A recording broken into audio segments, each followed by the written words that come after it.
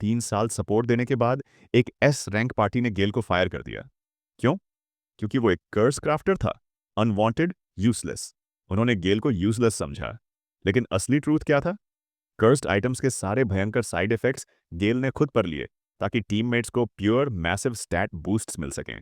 अब कर्स टूट गया है। गेल ने स्ट्रेंथ और डिफेंस की असली लिमिट्स अनलॉक कर ली है। वो खुद की एडवेंचरिंग लाइफ का कंट्रोल लेगा। ऐसा गियर क्राफ्ट करेगा जो डीमंस को भी घुटने टेकने पर मजबूर कर दे। क्या गेल अपनी कर्स क्राफ्टिंग से सच में एलीट बन पाएगा, या ये पावर उसे एक नए खतरे में डाल देगी? कहानी की शुरुआत एक इन के अंदर होती है, जहां गेल हैमिल्टन अपने एडवेंचरिंग पार्टी को बेहतर बनाने के लिए नोट्स ले रहा होता है। उसकी कंसंट्रेशन तब टूटती है जब पार्टी लीडर उसे बुलाता है और सरप्राइज करते हुए बताता है कि उसका कॉन्ट्रैक्ट टर्मिनेट कर दिया गया है। लीडर साफ बोलता है कि अब से गेल वुल्फ पैक का मेंबर नहीं रहा। फिर पूरी पार्टी टेबल के चारों ओर जुटी होती है। गेल कंफ्यूजन में अपना सिर स्क्रैच करता है, जबकि लीडर उसकी अटेंशन लेने की कोशिश करता है और कहता है कि वो ठीक से सुने। पार्टी का पैलेडिन कुश बिल्बौर अनाउंस करता है कि गेल को फायर कर दिया गया है। गेल शॉक में कुछ कह नहीं पाता। पार्टी की लाइट फाइटर मेलिसा उसे टीज करते हुए उसके चेहरे को पकड़ती है और मजाक उड़ाती है। थीफ लूक उसे रोकता है। मेलिसा सार्कास्टिकली ऑफर करती है कि वो लास्ट टाइम उसे कंफर्ट भी दे सकती है। ब्लैक मेज नॉरिस हंसते हुए कहता है कि गेल को यह पहले से पता होना चाहिए था। गेल खड़ा होकर प्रोटेस्ट करता है कि डिसीजन अचानक आया है, थोड़ा टाइम दे दो। कुश उससे पूछता है कि उसे ये डिसीजन क्यों सरप्राइज कर रहा है, और कहता है कि गेल समझ ही नहीं पाया कि उसे क्यों निकाला गया। गेल याद करता है कि वे 3 साल से साथ थे और उसने पार्टी को कर्स्ड आइटम्स बनाकर सपोर्ट किया था, जो एक नीश स्किल थी। लेकिन वह अभी भी कंफ्यूज्ड है कि उसे क्यों निकाला गया। कुश गेल की स्लो नेचर पर मॉक करता है और कहता है कि कर्स क्राफ्टर का काम सबसे बेकार सपोर्ट जॉब है। उसका कर्स्ड आइटम मॉन्स्टर्स को सिर्फ एक बार डिबफ कर पाता है और फिर यूजलेस हो जाता है। साथ ही गेल पार्टी में लोएस्ट लेवल 31 पर फंसा है। गेल खुद को डिफेंड करता है कि कर्स क्राफ्टिंग तो मेन स्ट्रीम नहीं है, लेकिन उसके आइटम्स ने क्वेस्ट्स आसान बनाए हैं। वह समझाता है कि वो कर्सेस को माइल्ड रख सकता है और सपोर्ट से उन्हें डिस्पेल भी कर सकता है। वो पैसिव कर्स नेकलेस दिखाता है जो मॉन्स्टर्स को अफेक्ट करता है, लेकिन बाकी लोग डिसगस्टेड रिएक्शन देते हैं और उसे हटाने को कहते हैं। कुश पूछता है कि गेल इसे क्यों पहनता है। फिर कुश बताता है कि रिप्लेसमेंट मिल चुका है, मोरिया ग्लारियस, जो एक नई सपोर्ट मेज है और बफ डिबफ दोनों में माहिर है। मोरिया आती है और बाकी ग्रुप वार्मली वेलकम करता है। गेल इंटरनली नोट करता है कि वो अट्रैक्टिव है। कुश फिर से कहता है कि गेल की जरूरत नहीं है। गेल टेबल से जाता है और पीछे से बाकी लोग विस्पर करते हैं कि low level members S rank parties को स्लो कर देते हैं, इसलिए यह इनएविटेबल था। गेल लास्ट चांस मांगता है, कहता है कि उसके पास भी स्ट्रॉन्ग कर्स्ड आइटम्स हैं जिन्हें उसने टीम बैलेंस के लिए छुपाया था, मगर अब दिखाएगा। सब साइलेंट रहते हैं और सिर्फ कुश उसकी तरफ देखता है। गेल आंखों में आंसू लेकर पूछता है, क्या वे श्योर हैं कि डिसीजन पर पछतावा नहीं होगा? कुश कंफर्म करता है। गेल सोचता है कि उसने टीम के लिए कितना सपोर्ट किया है। फ्लैशी मूव्स तो नहीं किए, लेकिन क्वेस्ट्स पूरी की। उसे उम्मीद थी कि वो हमेशा वुल्फ पैक में रहेगा। कुश उसे सलाह देता है कि एडवेंचरिंग छोड़कर कर्स्ड आइटम शॉप खोले। मेलिसा हंसती है कि उसके शॉप में क्रीपी लोग आएंगे।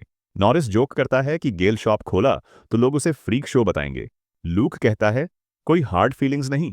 गेल बिटरली स्वीकार करता है और चला जाता है। हॉलवे में वो सोचता है कि इतनी सालों की मेहनत के बाद अचानक क्या गलत हुआ। कुश ने कहा था कि वो उसके रूम और बोर्ड का खर्च देगा, लेकिन कर्स इंग्रेडिएंट्स की कीमत खुद रखेगा।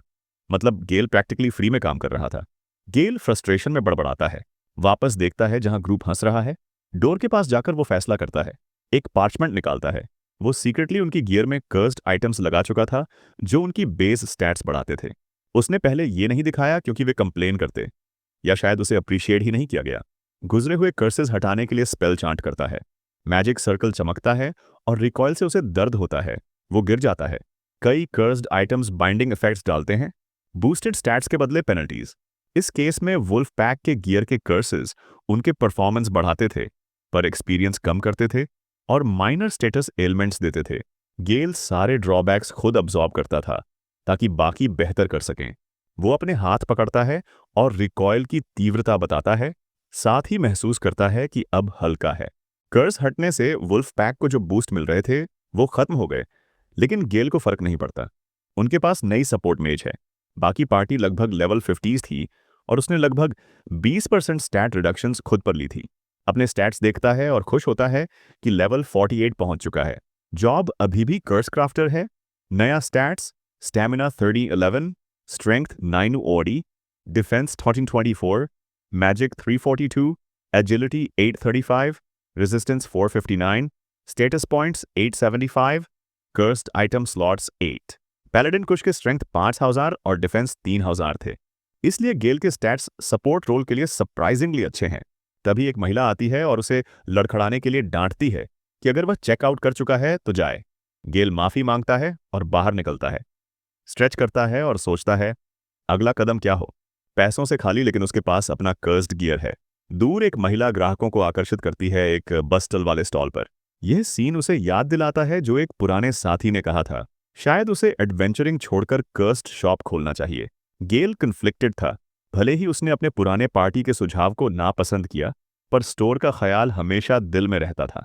एक शांत सपना कंट्री साइड में टूल शॉप चलाने का, जहां वो जब चाहे सो सके, खा सके, कर्स्ड आइटम्स बना सके और रिसर्च कर सके। अब जब उसकी कोई जिम्मेदारी नहीं है तो आज़ादी भी है। बिटरनेस कम होने लगी और एक्साइटमेंट की एक स्पार्क हुई। अब स्टॉल सेटअप करके ट्रैवल फंड्स कमाने और फ्रेश स्टार्ट करने का वक्त था। सिल्वर वुल्फ इन में बाकी वुल्फ पैक सदस्य मील का मजा ले रहे थे।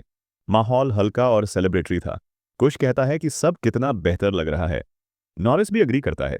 गेल के बिना रहना रिलीफ था। गेल फाउंडिंग मेंबर में से एक था, पर उन्होंने माना कि उन्होंने ज्यादा देर तक उसकी मदद की और उन्हें उसे जल्दी रिप्लेस कर देना चाहिए था। मोरिया साइलेंटली सुन रही थी, उनसे माफी मांगी ऑकवर्डनेस के लिए। कुश बताता है कि वो और गेल पार्टी के शुरुआती दिनों के दोस्त थे। गेल को उनकी गियर छेड़छाड़ की आदत थी। कभी गुड लक चार्म्स या माइनर एनहांसमेंट्स बिना परमिशन के ऐड किया करता था। उनकी बातचीत तभी रुकी जब लाइट अचानक उनके ऊपर चमकी। उनका एन्चांटेड गियर साथ साथ ग्लो करने लगा। मोरिया ऊपर देखती है और पहचानती है कि इफेक्ट डिस्पेल का है। बाकी सब कंफ्यूज्ड थे, नहीं जानते कि ट्रिगर क्या हुआ। नॉरिस कहता है कि उसकी मैजिक कमजोर लग रही है। लूक ने बॉडी में भारीपन महसूस किया। मोरिया भी हैरान, पूछती है कि किस तरह का पावरफुल स्पेल उन्हें हिट किया। कुछ डिसमिस करता है कि शायद डिस्पेल नहीं था। मेलिसा कामली सजेस्ट करती है कि गेल ने कुछ किया होगा। नॉरिस सोचता है कि क्या यह बदला है किकआउट का। लूक गुस्से में कहता है कि उन्हें मौका मिला होता तो गेल को खत्म कर देते। मोरिया समझने की कोशिश करती है कि अगर गेल ने कर्स किया होता तो समझ आता, पर डिस्पेल वो समझ में नहीं आता। डिस्पेल मैजिक पार्टी को नुकसान नहीं पहुंचाती, सिर्फ मैजिकल इफेक्ट्स को हटाती है। अगर ये स्पेल सभी को सिमल्टेनियसली अफेक्ट कर रहा था, इसका मतलब गेल ने अपने पुराने एन्चांटमेंट्स उन्हीं से हटा लिए। वह मानती है कि ये इंटेंशन नुकसान पहुंचाने के लिए नहीं था। कुश इस स्पेकुलेशन को ठुकराता है और कहता है कि गेल किसी तरह की थ्रेट नहीं हो सकता। मेलिसा ने उसे सपोर्ट किया, कहा अगर गेल कुछ करने की कोशिश भी करेगा तो वे आसानी से उसे ओवरपावर कर देंगे। मोरिया ने समझाने की कोशिश की कि यह अटैक नहीं था, बल्कि डिस्पेल था, लेकिन कुश ने उसे कटकर कहा कि वह गेल को एनिमी मानता है और उसे जल्दी सीखना चाहिए कि वुल्फ पैक कैसे ऑपरेट करता है। नॉरिस ने धमकी दी कि अगर वे फिर मिले तो गेल को एशेस बना देगा। लूक ने टीज दी कि नॉरिस की कमजोर मैजिक शायद इतना भी कर नहीं पाएगी। उनकी बातों का माहौल गर्म हो गया। लूक ने जोकिंगली कहा कि गेल को कर्स क्राफ्टिंग से रोकने के लिए उसे बैडली इंजर्ड कर देना चाहिए, जबकि नॉरिस ने उसके प्रिसीजन पर सार्कास्टिक सवाल उठाए। मेलिसा ने टिप्पणी की कि वे कितने नीचे गिर चुके हैं। कुश ने उसे इग्नोर किया और बाकी बात करने दिया। मोरिया थॉटफुल रही, उसे भी कुछ शिफ्ट महसूस हुआ था। जब स्पेल एक्टिवेट हुआ तो उनके स्टैट्स गिर गए, जैसे कोई पैसिव बूस्ट हट गया हो। क्या वे अनजाने में गेल के एन्चांटमेंट से फायदा उठा रहे थे? मेलिसा ने उसकी चिंता देखकर ड्रिंक ऑफर की, जिसे मोरिया ने ग्रेटफुली स्वीकार किया, लेकिन सोचती रही। वह जानती थी कि कर्स्ड क्राफ्टर्स आमतौर पर बफ्स नहीं दे सकते, खासकर ऐसे जो पूरी पार्टी को अफेक्ट करें बिना पता चले। लेकिन अगर गेल ने ऐसे कर्स्ड आइटम्स बनाए हों तो वह अपनी क्लास में अलग होगा, जो आम कर्स क्राफ्टर्स से कहीं आगे था। उसने देखा कि बाकी लोग बहस कर रहे थे। कुश ने अंत में नॉरिस और लूक को ऑर्डर दिया। मोरिया चुप रही, अपनी थॉट्स में खोई हुई। अगर गेल जैसे सटल और पावरफुल सपोर्ट मैजिक वाले को निकाल दिया गया तो क्या वुल्फ पैक सच में एस रैंक के लायक हैं? उसे शक होने लगा कि क्या वे अपने आप को एलीट कह सकते हैं बिना उसके। इसी दौरान इन के बाहर गेल, जो अब वुल्फ पैक से बाहर था, एक बर्ड का पीछा कर रहा था जिसने उसका कर्स्ड नेकलेस चुरा लिया था। वो उसे वापस लाने के लिए चिल्ला रहा था। एक आदमी गेल से पूछ रहा था कि क्या वह सच में मार्केट स्टॉल खोलना चाहता है। गेल ने हाँ कहा। उसने कैपिटल के सेंट्रल स्क्वायर में स्टॉल लगाने की योजना बनाई थी। वह उस वक्त पंपकिन सीड मर्चेंट्स गिल्ड में था। आदमी ने मदद देने को कहा, लेकिन बताता है कि सेंट्रल स्क्वायर पॉपुलर जगह है और वहां रेंट 4 गोल्ड कॉइन्स रोजाना होगा। गेल अपनी पॉकेट में देखा, उसमें सिर्फ 3 सिल्वर कॉइन्स थे, उसकी पूरी लाइफ सेविंग्स। आदमी ने बताया कि स्क्वायर तक जाने वाले रास्ते में सस्ते स्पॉट्स हैं। गेल ने एक लिया। गेल ने सारे सामान उठाए और असाइंड स्टॉल के सामने सेटअप किया। जगह परफेक्ट नहीं थी, लेकिन शुरू करने के लिए काफ़ी थी। गिल्ड का आदमी उसे एक बिगिनर्स स्टॉल किट देता है, जो लंबा और थोड़ा यूज्ड था, लेकिन गेल थैंकफुल था और आदमी से हाथ मिलाया। उसने एक्स्ट्रा कर्स्ड आइटम्स और कुछ डेकोरेटिव सामान बेचने का मन बनाया। उसे प्राइस का पता नहीं था, लेकिन उम्मीद थी कि कम से कम मटेरियल खर्च वापस आ जाएगा। जैसे ही गेल सेटअप कर रहा था, गिल्ड का आदमी वापस आया और कहा कि वो एक बात भूल गया। उसने एक पेपर गेल के फेस पर थपथपाया और बताया कि गेल का डिस्प्ले गलत था। उसने गेल को तरीका दिखाया, सब कुछ नीटली अरेंज करना ताकि कस्टमर्स आसानी से देख सकें। गेल हैरान था और फिर से आदमी का धन्यवाद किया। आदमी ने आखिरी एडवाइस दी कि हर किसी का बिजनेस करने का तरीका अलग होता है, लेकिन अगर कस्टमर्स सामान नहीं ढूंढ पाएंगे तो कोई कुछ नहीं खरीदेगा और गेल बैंकरप्ट हो जाएगा। आदमी फिर हाथ हिलाकर अपने पोस्ट पर चला गया। गेल ने सोचा कि आदमी कितना काइंड था। खुश और बाकी से बुरा व्यवहार मिलने के बाद ये उसे इमोशनली टच कर गया था। उसकी आंखें नम हो गईं। उसने अपनी शर्ट के नीचे से नेकलेस निकाला जो उसे बहुत पसंद था, लेकिन इन हालातों में बेचनी पड़ी।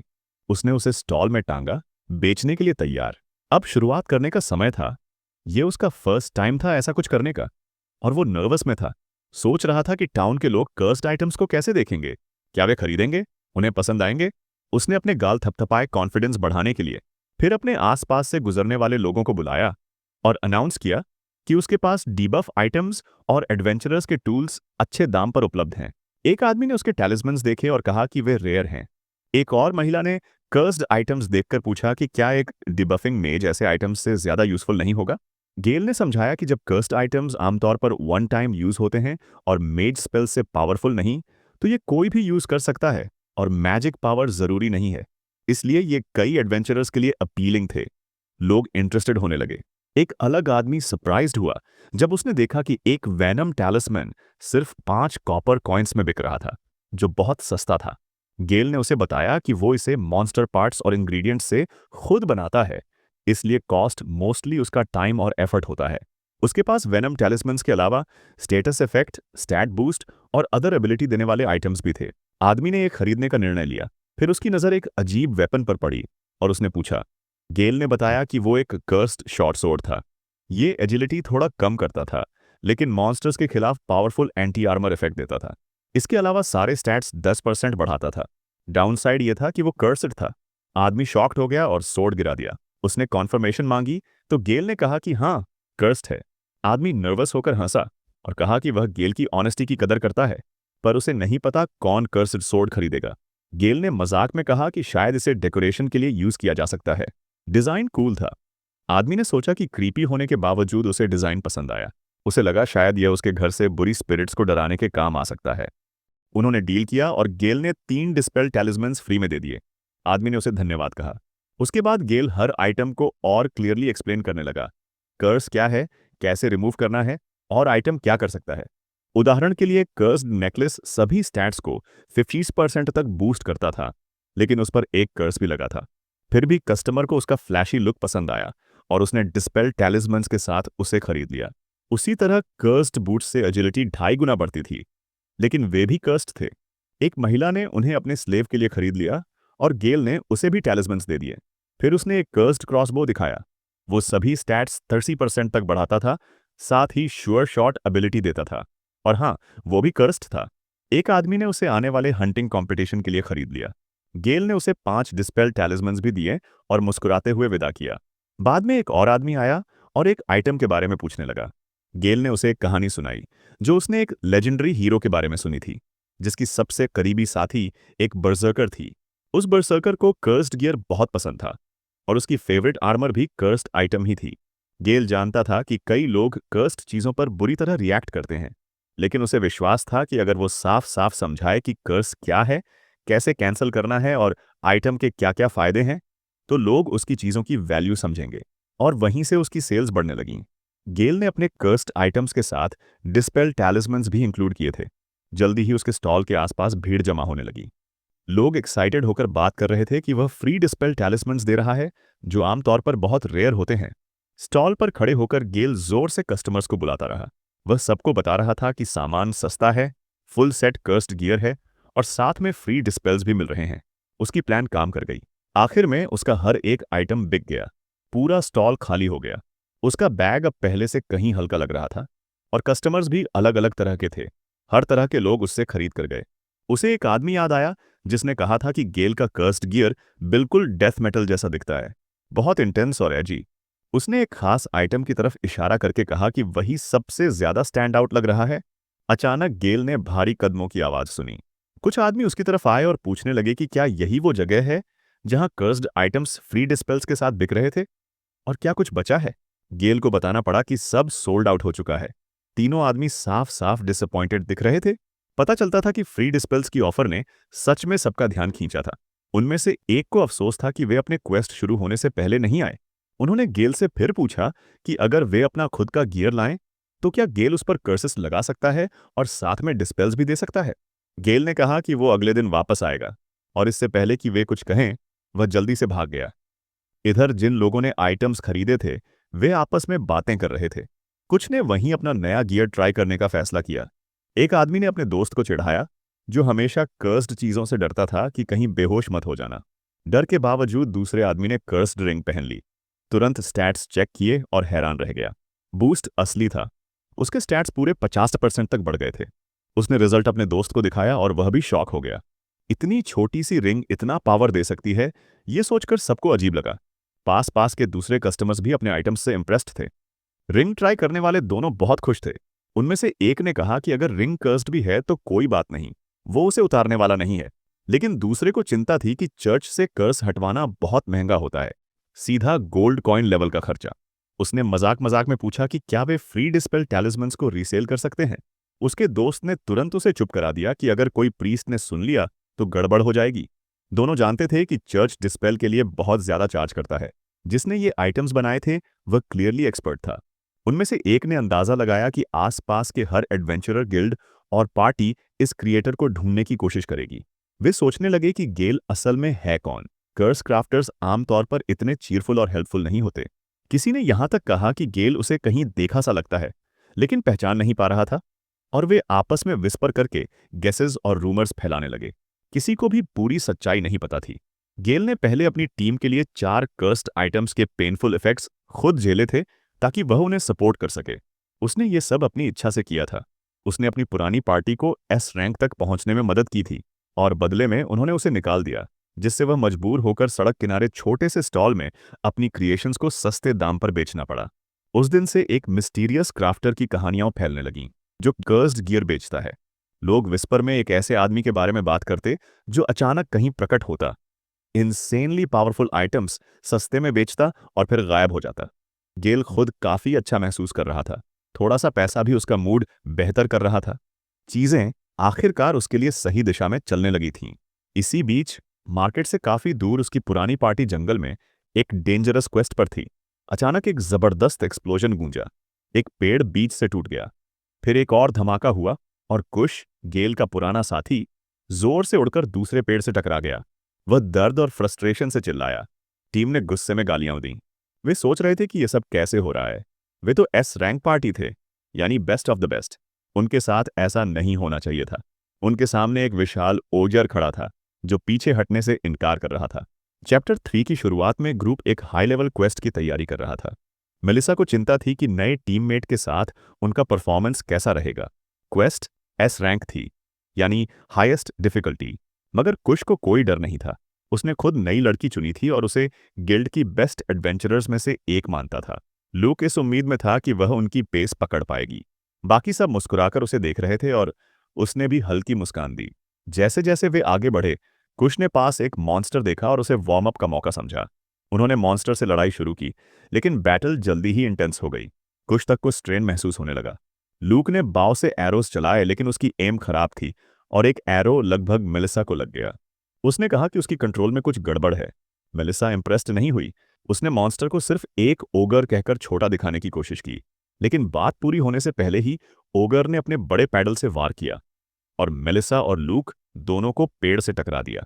कुश ने नॉरिस से पूछा कि उसकी स्पेल में कितना समय लगेगा। दबाव में नॉरिस ने स्पेल कास्ट किया, लेकिन बस हल्की सी फ्लेम निकली। कुश फ्यूरियस हो गया। ऐसी वीक मैजिक किसी काम की नहीं थी। वह नॉरिस को इंसल्ट करने लगा। उसे यह भी पता नहीं चला कि ओगर पीछे से उस पर आ चुका है। तभी एक स्पेल एक्टिवेट हुआ। ग्लोविंग मैजिक फील्ड ने कुश को घेर लिया और उसे डेंजर से बाहर लिफ्ट कर लिया। ये मोरिया थी, उनकी सपोर्ट मेज, जिसने उसे बचाया। मोरिया ने पूछा कि वो ठीक है या नहीं, लेकिन कुश उस पर चिल्ला रहा था कि वह जल्दी से पार्टी को बफ करे। मोरिया ने कॉल्मली बताया कि वह पूरे समय बफ्स दे रही थी और अब उसकी मैजिक एनर्जी खत्म होने को है। उसने अपना वेपन घुमाकर जमीन पर मारा। एक तेज लाइट फैल गई और कुश के पैरों के नीचे ग्लोइंग मार्क दिखाई दिया। उसके स्टैट्स अभी अभी डबल हो चुके थे। अब वह पहले से 2 गुना पावरफुल था। उसने कहा कि अब वह आसानी से ए रैंक मॉन्स्टर यानी ओगियर से लड़ सकता है। इनकरेज्ड होकर कुश मॉन्स्टर पर टूट पड़ा। उसे लगा अब एडवांटेज उसी के पास है। लेकिन जैसे ही उसने अटैक किया, ओगर ने उसकी तलवार को एक हाथ से रोक लिया और उसे कोई फर्क ही नहीं पड़ा। उसने कुश को हवा में उठाकर दूर फेंक दिया, जैसे वो कुछ भी नहीं हो। जब मॉन्स्टर फिर से चार्ज हुआ, कुश को पीछे हटना पड़ा। भागते हुए वह मोरिया पर चिल्लाया, उसे यूजलेस सपोर्ट मेज कहा और उसके बफ्स पर शक किया। सारी गलती उसी पर डाल दी। मोरिया ने जवाब दिया कि वही था जिसने उसे कहा था, शुरू में ज्यादा बफ्स मत इस्तेमाल करना, ताकत बाद में स्ट्रॉन्गर मॉन्स्टर के लिए बचानी है। फिर उसने एक स्पेशल डिबफ का जिक्र किया जो उनके लिए छोड़ा गया था। वो गेल ने पार्टी छोड़ने से पहले तैयार किया था। ये सुनते ही कुश गुस्से से भर गया। उसने उसका कॉलर पकड़ लिया और चिल्लाने लगा कि वह गेल के कर्स्ड आइटम्स के बारे में सोच भी कैसे सकती है। उसे यकीन था कि वे अब किसी काम नहीं आएंगे। लेकिन मोरिया ने समझाया कि गेल ने उसके लिए नोट्स छोड़े थे, उनकी बैटल स्ट्रैटेजी के बारे में, जिसे वुल्फ पैक स्टाइल कहते थे। उसने कुछ कर्स्ड गियर भी छोड़ा था जो वो यूज कर सकती थी। उसके आने से पहले गेल ही था जो सबको साइड से सपोर्ट करता था, एनिमीज को पहले से कमजोर करके लड़ाई आसान बना देता था। कुश ने उसे धक्का दिया और वो जमीन पर गिर गई। उसी समय उसके दिमाग में कुछ क्लिक हुआ। उसे याद आया कि कल जो स्ट्रेंज मैजिक सर्कल्स हुए थे, वे नॉर्मल बफ्स नहीं बल्कि कर्सेस थे। गेल ने उन्हें पार्टी छोड़ने से पहले कर्स कर दिया था। मेलिसा ने भी मान लिया कि यही सच लग रहा है। आज की लड़ाई में उनकी कमजोर परफॉर्मेंस और अजीब अजीब फेलियर्स अब समझ में आने लगे। लूक ने माना कि उसे शुरू से ही कुछ ऑफ लगा था। आखिर में ग्रुप ने फैसला किया कि आज के लिए रिट्रीट करेंगे। लौटते हुए सब गेल से बेहद नाराज थे। कुश सबसे ज्यादा गुस्से में था। सोच रहा था कि यह हाईवे वैसे ए रैंक मॉन्स्टर्स से भरा रहता है, लेकिन स्किल्ड एडवेंचरर्स रोज आते जाते हैं और एस रैंक टीम होने के नाते उन्हें यह सब आसान लगना चाहिए था। वे खुद को इससे स्ट्रॉन्गर समझते थे। ल्यूक ने माहौल हल्का करने की कोशिश की। उसने कहा कि गेल का छोड़ा हुआ कर्स साफ साफ उनकी परफॉर्मेंस पर असर डाल रहा है, इसलिए बेहतर है कि वे रिग्रुप करें और फुल पावर के साथ वापस आएं। नॉरिस ने इसे स्ट्रेटेजिक रिट्रीट कहा और अग्री कर लिया। मेलिसा भी मान गई कि पीछे हटना सही होगा, खासकर क्योंकि ओजीआर अब उनमें इंटरेस्ट भी नहीं ले रहा था। मॉन्स्टर इंतजार करके थक गया था और बस दूर चला गया, तो कुश ने डिसीजन लिया कि टीम अब भी लौट जाएगी।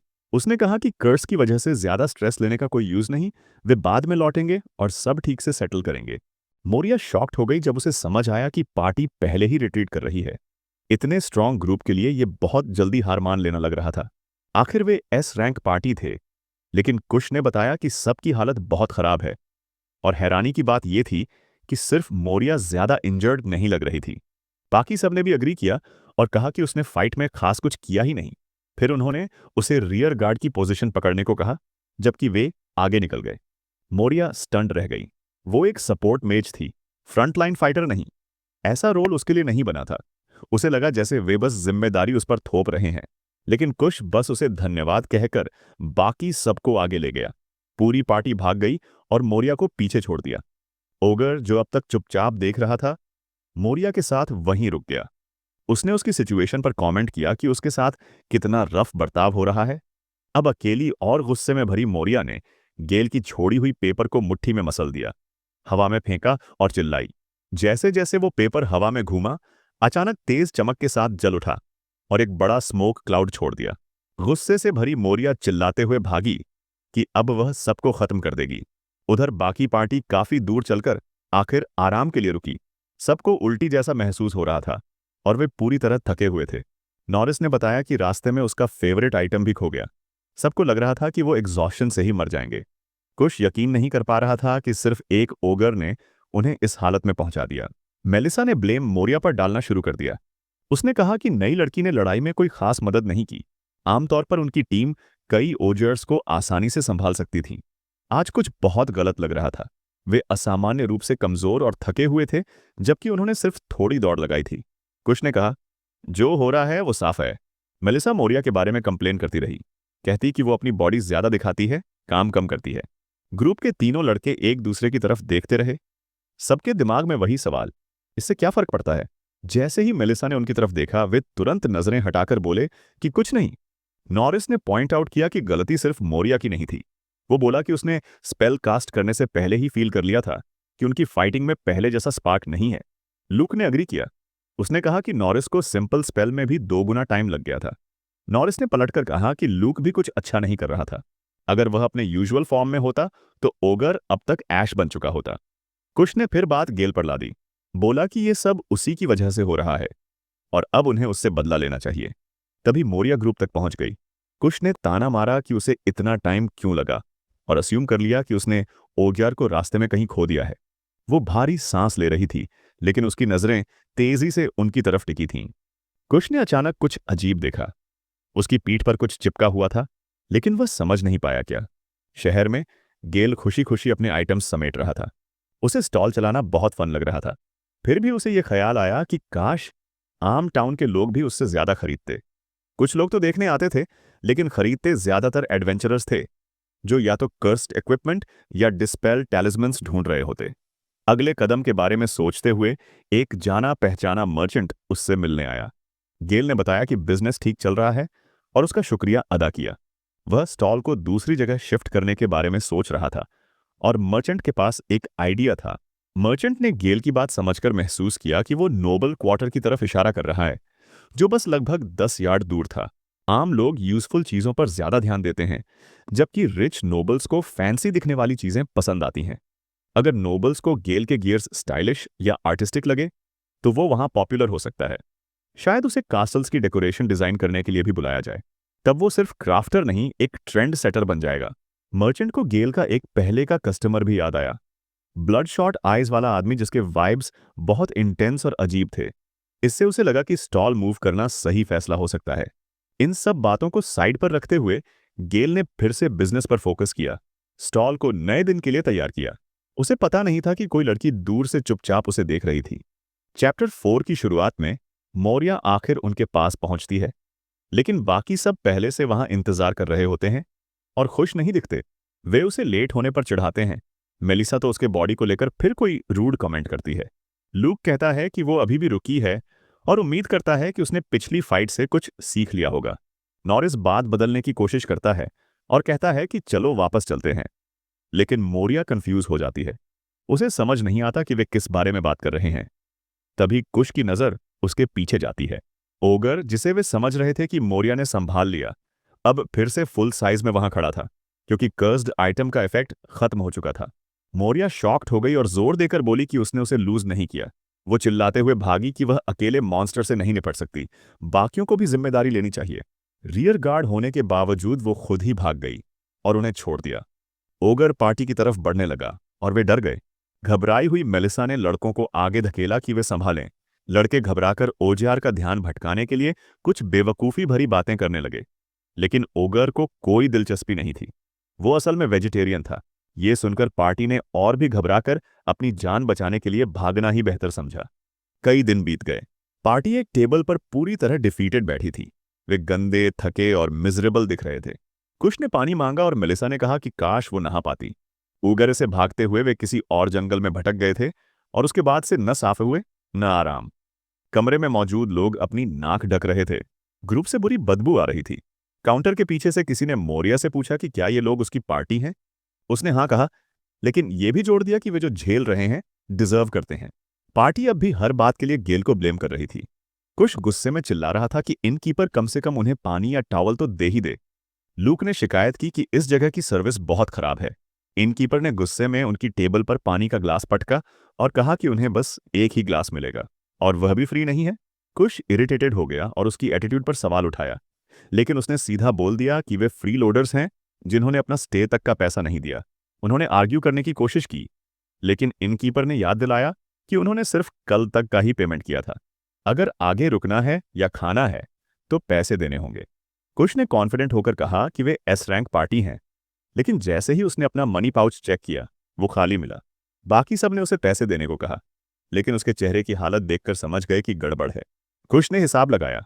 उन्होंने ओगियर से नष्ट हुए ब्यूटी प्रोडक्ट्स, नया डैगर, गियर्स की रिपेयर और उसकी कस्टम सोर्ड जो टूट गई, इन सब पर पैसा उड़ा दिया। उनकी सारी फंड्स खत्म हो चुकी थीं। वुल्फ पैक अब ऑफिशियली ब्रोक थी। इनकीपर ने रेट बताया, एक रात के लिए एक व्यक्ति का एक सिल्वर कॉइन, और खाना चाहिए तो एक सिल्वर और। 5 लोग थे, मतलब कम से कम 5 सिल्वर चाहिए। वे सब चुप हो गए, चेहरे पर अजीब एक्सप्रेशंस के साथ। जब उसने पूछा कि वे दे सकते हैं या नहीं, किसी ने जवाब नहीं दिया। प्यास से परेशान मेलिसा पानी को घूरती रही, फिर सबको अनदेखा करके एक ही घूंट में पूरा ग्लास पी गई। बाकी उसे रोकते रहे, पर देर हो चुकी थी। उधर काउंटर पर मोरिया आराम से ड्रिंक और खाने का ऑर्डर देती है। तीनों लड़के उसे घूरते रह जाते हैं, शौक में। वे पूछते हैं वो ये सब कैसे अफोर्ड कर रही है जबकि उसने पार्टी फंड में कुछ नहीं डाला। नॉरिस कहता है कि ये ठीक नहीं। लूक उसे बिट्रेयल जैसा मानता है। मोरिया समझाती है कि वो अपना पर्सनल पैसा यूज कर रही है। वह उन्हें याद दिलाती है कि शेयर्ड पार्टी फंड सिर्फ तब यूज होता है जब वे कोई जॉब साथ में कंप्लीट करते हैं, लेकिन बाकी उसके शब्दों को ट्विस्ट करने लगते हैं। कुश कहता है कि वो बेवकूफ़ी कर रही है और सब पैसा पार्टी फंड में ही जाना चाहिए। मेलिसा उसे पकड़ लेती है और कहती है कि जो मोरिया का है वो भी पार्टी का है, और जो पार्टी का है वो भी पार्टी का है। वे उसे पकड़े हुए उसका कॉइन पाउच टटोलने लगते हैं। अंदर जितने कॉइन्स देखे उतने पर हैरान रह गए। वे कमेंट करते हैं कि टैलेंटेड सपोर्ट मेजेस शायद बहुत कमा लेते हैं। मोरिया दांत भींच लेती है, गुस्से से भर जाती है। कुश उसे नीचा दिखाने के लिए कहता है कि उसकी मैजिक अटैक्स तो बस मस्कीटो बाइट्स जितनी कमजोर हैं। कुश अपनी बात पूरी कर ही रहा होता है कि उससे पहले मोरिया का मुक्का उसके चेहरे पर जोरदार अपर कट की तरह लगता है। वह जमीन पर जा गिरता है। मेलिसा एक कुर्सी पकड़कर चिल्लाती है कि सिर्फ अपने बॉडी टाइप की वजह से घमंडी मत बनो। वह कुर्सी घुमाकर मोरिया पर वार करती है, लेकिन सिर्फ उसके कपड़ों को छू पाती है, क्योंकि मोरिया पहले ही वहां से गायब हो चुकी होती है। अगले ही पल वह उसकी पीठ के पीछे फ्लैश की तरह प्रकट होकर उसे भी मुक्का मार देती है। लूक और नॉरिस घबरा जाते हैं और उसे शांत करने की कोशिश करते हैं, लेकिन मोरिया उन्हें भी डांटते हुए वॉनबीज कहती है। लूक उसे धमकी देने की कोशिश करता है, लेकिन तभी मोरिया के पैरों के नीचे एक ग्लोइंग मैजिक सर्कल दिखाई देता है। दोनों उस पर हमला करने बढ़ते हैं, मगर वह हवा में फ्लिप मारकर ऊपर उठती है, उनकी सिर पर लैंड करती है और दोनों को एक साथ बेहोश कर देती है। इनमें मौजूद हर कोई शॉक हो जाता है। मोरिया आराम से अपना माथा पोंछती है और मुस्कुरा देती है। वह इनकीपर से हुए मैस के लिए माफी मांगती है और नुकसान भरपाई की बात करती है। इनकीपर प्रभावित होकर कहती है कि उल्टा उसने तो जगह साफ कर दी। फिर मोरिया अपने हक्के बक्के साथियों की तरफ मुड़कर ऐलान करती है कि वह अभी से पार्टी छोड़ रही है, ऑफिशियली क्विट कर रही है। उधर गेल अपने स्टॉल पर एक नोबल वुमन से सौदा कर रहा होता है। वह उसके अजीब और यूनिक आइटम्स से प्रभावित होती है, खासकर एक लिजर्ड डिजाइन वाले से। गेल मन में सोचता है कि वो लिजर्ड नहीं, असल में बैजिलिस्क है। वह उसकी पसंद की तारीफ करता है और बताता है कि यह एक कर्स्ड ऑयल लैंप है। गेल के स्टॉल पर आई नोबल वुमन अचानक डर जाती है। उसका बॉडीगार्ड तुरंत आगे आकर उसे बचाने के लिए खड़ा हो जाता है। वह गुस्से में सोचता है कि गेल किसी हाई सोसाइटी की महिला को कर्स्ड आइटम बेचने की कोशिश कर रहा है। गेल जल्दी से समझाता है कि ये कोई वेपन या डेंजरस चीज नहीं, सिर्फ एक डेकोरेटिव पीस है। गार्ड उससे डिटेल में समझाने को कहता है। गेल हल्की सी सांस भरता है। इससे पहले वह दूसरे कस्टमर्स को बता चुका था कि लैंप में चार्म इफेक्ट है। उसने कीमतें भी जानबूझकर ऊंची रखी थीं ताकि लोग पीछे हटें, लेकिन सरप्राइजिंगली कई नोबल्स बिना बार्गेनिंग के ज्यादा पैसे देने को तैयार थे। फिर भी बैटल में काम आने वाले वन टाइम यूज आइटम्स उतने नहीं बिक रहे थे। हैंडमेड गियर अच्छा चल रहा था, लेकिन वो सब उसने अकेले बनाया था। कुल मिलाकर गेल का सेल्स दिन ठीक ठाक रहा और अब स्टॉल बंद करने का समय हो गया। उसे याद आया कि शुरुआत में सबने उसके कर्स्ड आइटम्स पर कितना नेगेटिव रिएक्ट किया था। नोबल्स उन्हें क्यूरियस और इंटरेस्टिंग तो कहते थे, पर कोई सीधे सीधे ये नहीं बोलता था कि उन्हें डिजाइन सच में पसंद है। गेल सोचने लगा कि शायद उसकी टेस्ट हाई सोसाइटी के लिए बहुत अजीब है। वह अपने एक आइटम को हाथ में पकड़े खोया हुआ था कि तभी किसी ने आवाज दी। पूछा कि क्या वह दुकान बंद कर रहा है। गेल ने मुड़कर देखा तो एक लड़की उसके सामान को ध्यान से देख रही थी। उसका पहनावा बाकी नोबल्स जितना फैंसी नहीं था, लेकिन उसमें कुछ अलग सा था। गेल को लगा शायद वह किसी नोबल घर से चुपचाप निकली है। उसने दूर खड़े एक आदमी को देखा जो गार्ड जैसा लग रहा था और उसे नजर रखे हुए था। लड़की उसके आइटम्स को बड़े ध्यान से परखती है। वो कहती है कि उसे सब चीजें अलग और इंटरेस्टिंग लग रही हैं। गेल चौंक जाता है। किसी ने पहली बार उसके डिजाइन्स की सच में तारीफ की थी। वो एक रिंग की तरफ इशारा करके कहती है कि वह क्यूट है। गेल शौक के साथ थोड़ा ब्लश भी करता है। खुश होता है कि किसी को उसका काम सच में पसंद आया। उसे ठीक से पता नहीं था कि वो किस लेवल की नोबल है, लेकिन क्योंकि लड़की ने जानबूझकर सिंपल कपड़े पहने थे, गेल ने तय किया कि उससे ज्यादा फॉर्मल तरीके से बात नहीं करेगा। वैसे भी वो स्टॉल बंद करने वाला था, तो उसने सोचा उसे अच्छा डिस्काउंट दे देगा। लड़की फिर कुछ अजीब बोलती है। कहती है कि उसका पर्स कास्ट में है, फिर तुरंत गलती सुधारते हुए कहती है कि उसका मतलब घर पर था। वो आंख मारकर प्लेफुल अंदाज में कहती है कि उसके पास ज्यादा पैसे नहीं हैं। गेल मुस्कुराकर समझ जाता है कि वो शायद कास्टल कहना चाह रही थी। वो कहता है कि जितने पैसे उसके पास अभी हों, उतने ही ठीक हैं। आखिर वो पहली व्यक्ति थी जिसने दिल से उसके काम को प्रेज किया था। साथ ही ये भी कहता है कि ये बात उसके रेगुलर कस्टमर से सीक्रेट ही रहे। लड़की हंसती है और बदले में उसकी हथेली पर कुछ रख देती है। गेल खोलकर देखता है तो दंग रह जाता है। एक बड़ा गोल्ड कॉइन। उसे यकीन नहीं होता कि वो इतने कैजुअली इतना पैसा साथ लेकर घूम रही थी। इससे पहले वो कुछ कह पाता, लड़की मुस्कुराती हुई जा चुकी होती है। उसे लगता है वह काफी क्यूट है, लेकिन तभी उसके रोंगटे खड़े हो जाते हैं। उसे महसूस होता है कि कोई छाया से उसे कठोर नजर से घूर रहा है। उसे याद आता है कि वो एक जरूरी बात भूल गया। उसने लड़की को आइटम का कर्स ठीक से एक्सप्लेन नहीं किया और न ही डिस्पेल टैलिस्मन दिया। वो घबरा जाता है। वो कहाँ गई? तब तक वो गायब हो चुकी थी। अच्छी बात यह थी कि उसने जो खरीदा था वह सिर्फ एक कर्स्ड मेमोरियल रिंग थी, कोई खतरनाक चीज नहीं। उसका कर्स भी थोड़ा हल्का था, डिफेंस बूस्ट करता था और इंस्टेंट डेथ अटैक्स के खिलाफ रेजिस्टेंस देता था। डाउनसाइड ये थी कि एक बार पहनने के बाद तब तक नहीं उतरती जब तक कर्स रिमूव ना हो। लेकिन लड़की साफ साफ रिच लग रही थी। वो चर्च जाकर आराम से कर्स तुड़वा सकती थी। गेल ने मन में ठान लिया कि अगली बार जब उससे मुलाकात होगी, वो माफी मांगेगा और उसे एक प्रॉपर डिस्पेल चार्म देगा। फिर उसे याद आया कि वो लगभग कह ही गई थी कि वो कास्टल में रहती है। क्या सच में वो वहीं रहती होगी? उधर वहीं लड़की अचानक कुछ हाथों द्वारा पकड़ी जाती है और उसे घसीटकर एक गली में ले जाया जाता है। वो जूझते हुए चिल्लाती है कि उसे छोड़ दो और पूछती है कि वे उसे क्यों पकड़ रहे हैं।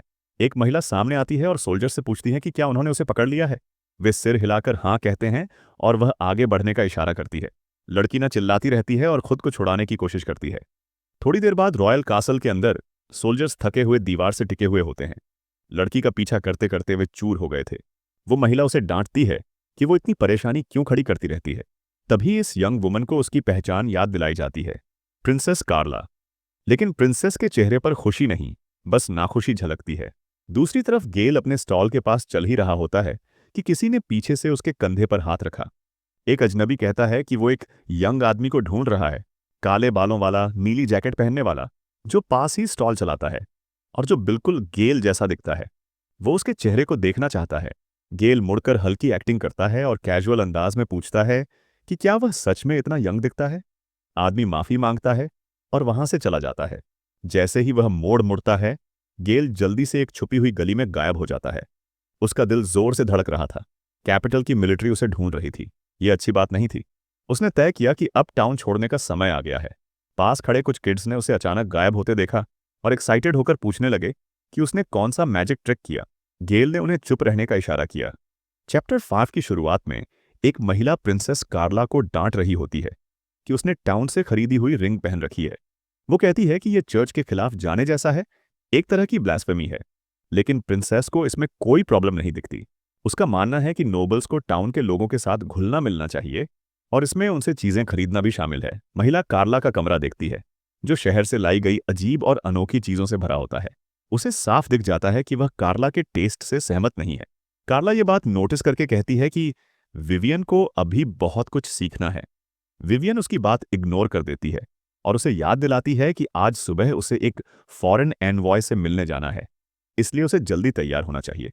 लेकिन विवियन बात पूरी करती उससे पहले ही देखती है कि कार्ला वही अजीब रिंग अपनी उंगली में पहन रही है। विवियन पैनिक हो जाती है। उसे साफ पता है कि यह कैसी रिंग है और यकीन नहीं कर पाती कि प्रिंसेस इतना इंपॉर्टेंट पॉलिटिकल मीटिंग एक कर्स्ड रिंग पहनकर अटेंड करेगी।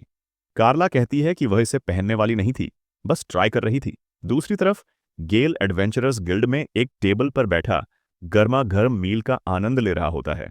उसे अपनी हाल की सक्सेस पर गर्व महसूस हो रहा है।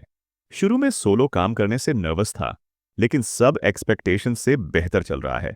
शायद उसके पास इस तरह के बिजनेस का नैक सच में है।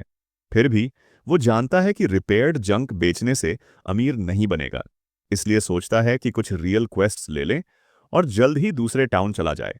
गिल्ड से बाहर निकलते हुए नीचे उतरता है तो उसके पुराने पार्टी मेंबर्स कुश, मेलिसा, लूक और नॉरिस को फ्रंट काउंटर पर खड़े देखता है।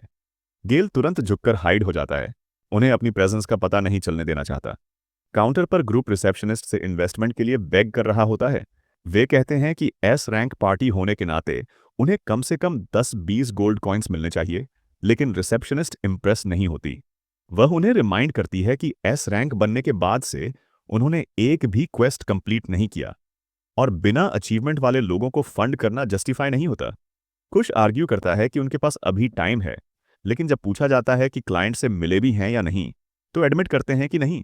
रिसेप्शनिस्ट बताती है कि एक क्लाइंट ने कंप्लेंट फाइल की है गुस्से में कि इलीट एस रैंक टीम ने उन्हें इग्नोर किया। ग्रुप मॉन्स्टर से परेशान होने के बारे में बताता है। रिसेप्शनिस्ट ओग्यार का जिक्र उठाती है।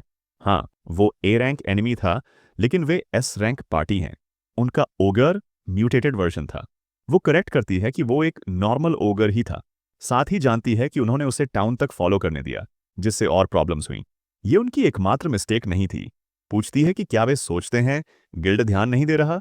कुछ स्नाइड कमेंट करने की कोशिश करता है, लेकिन रिसेप्शनिस्ट पीछे नहीं हटती।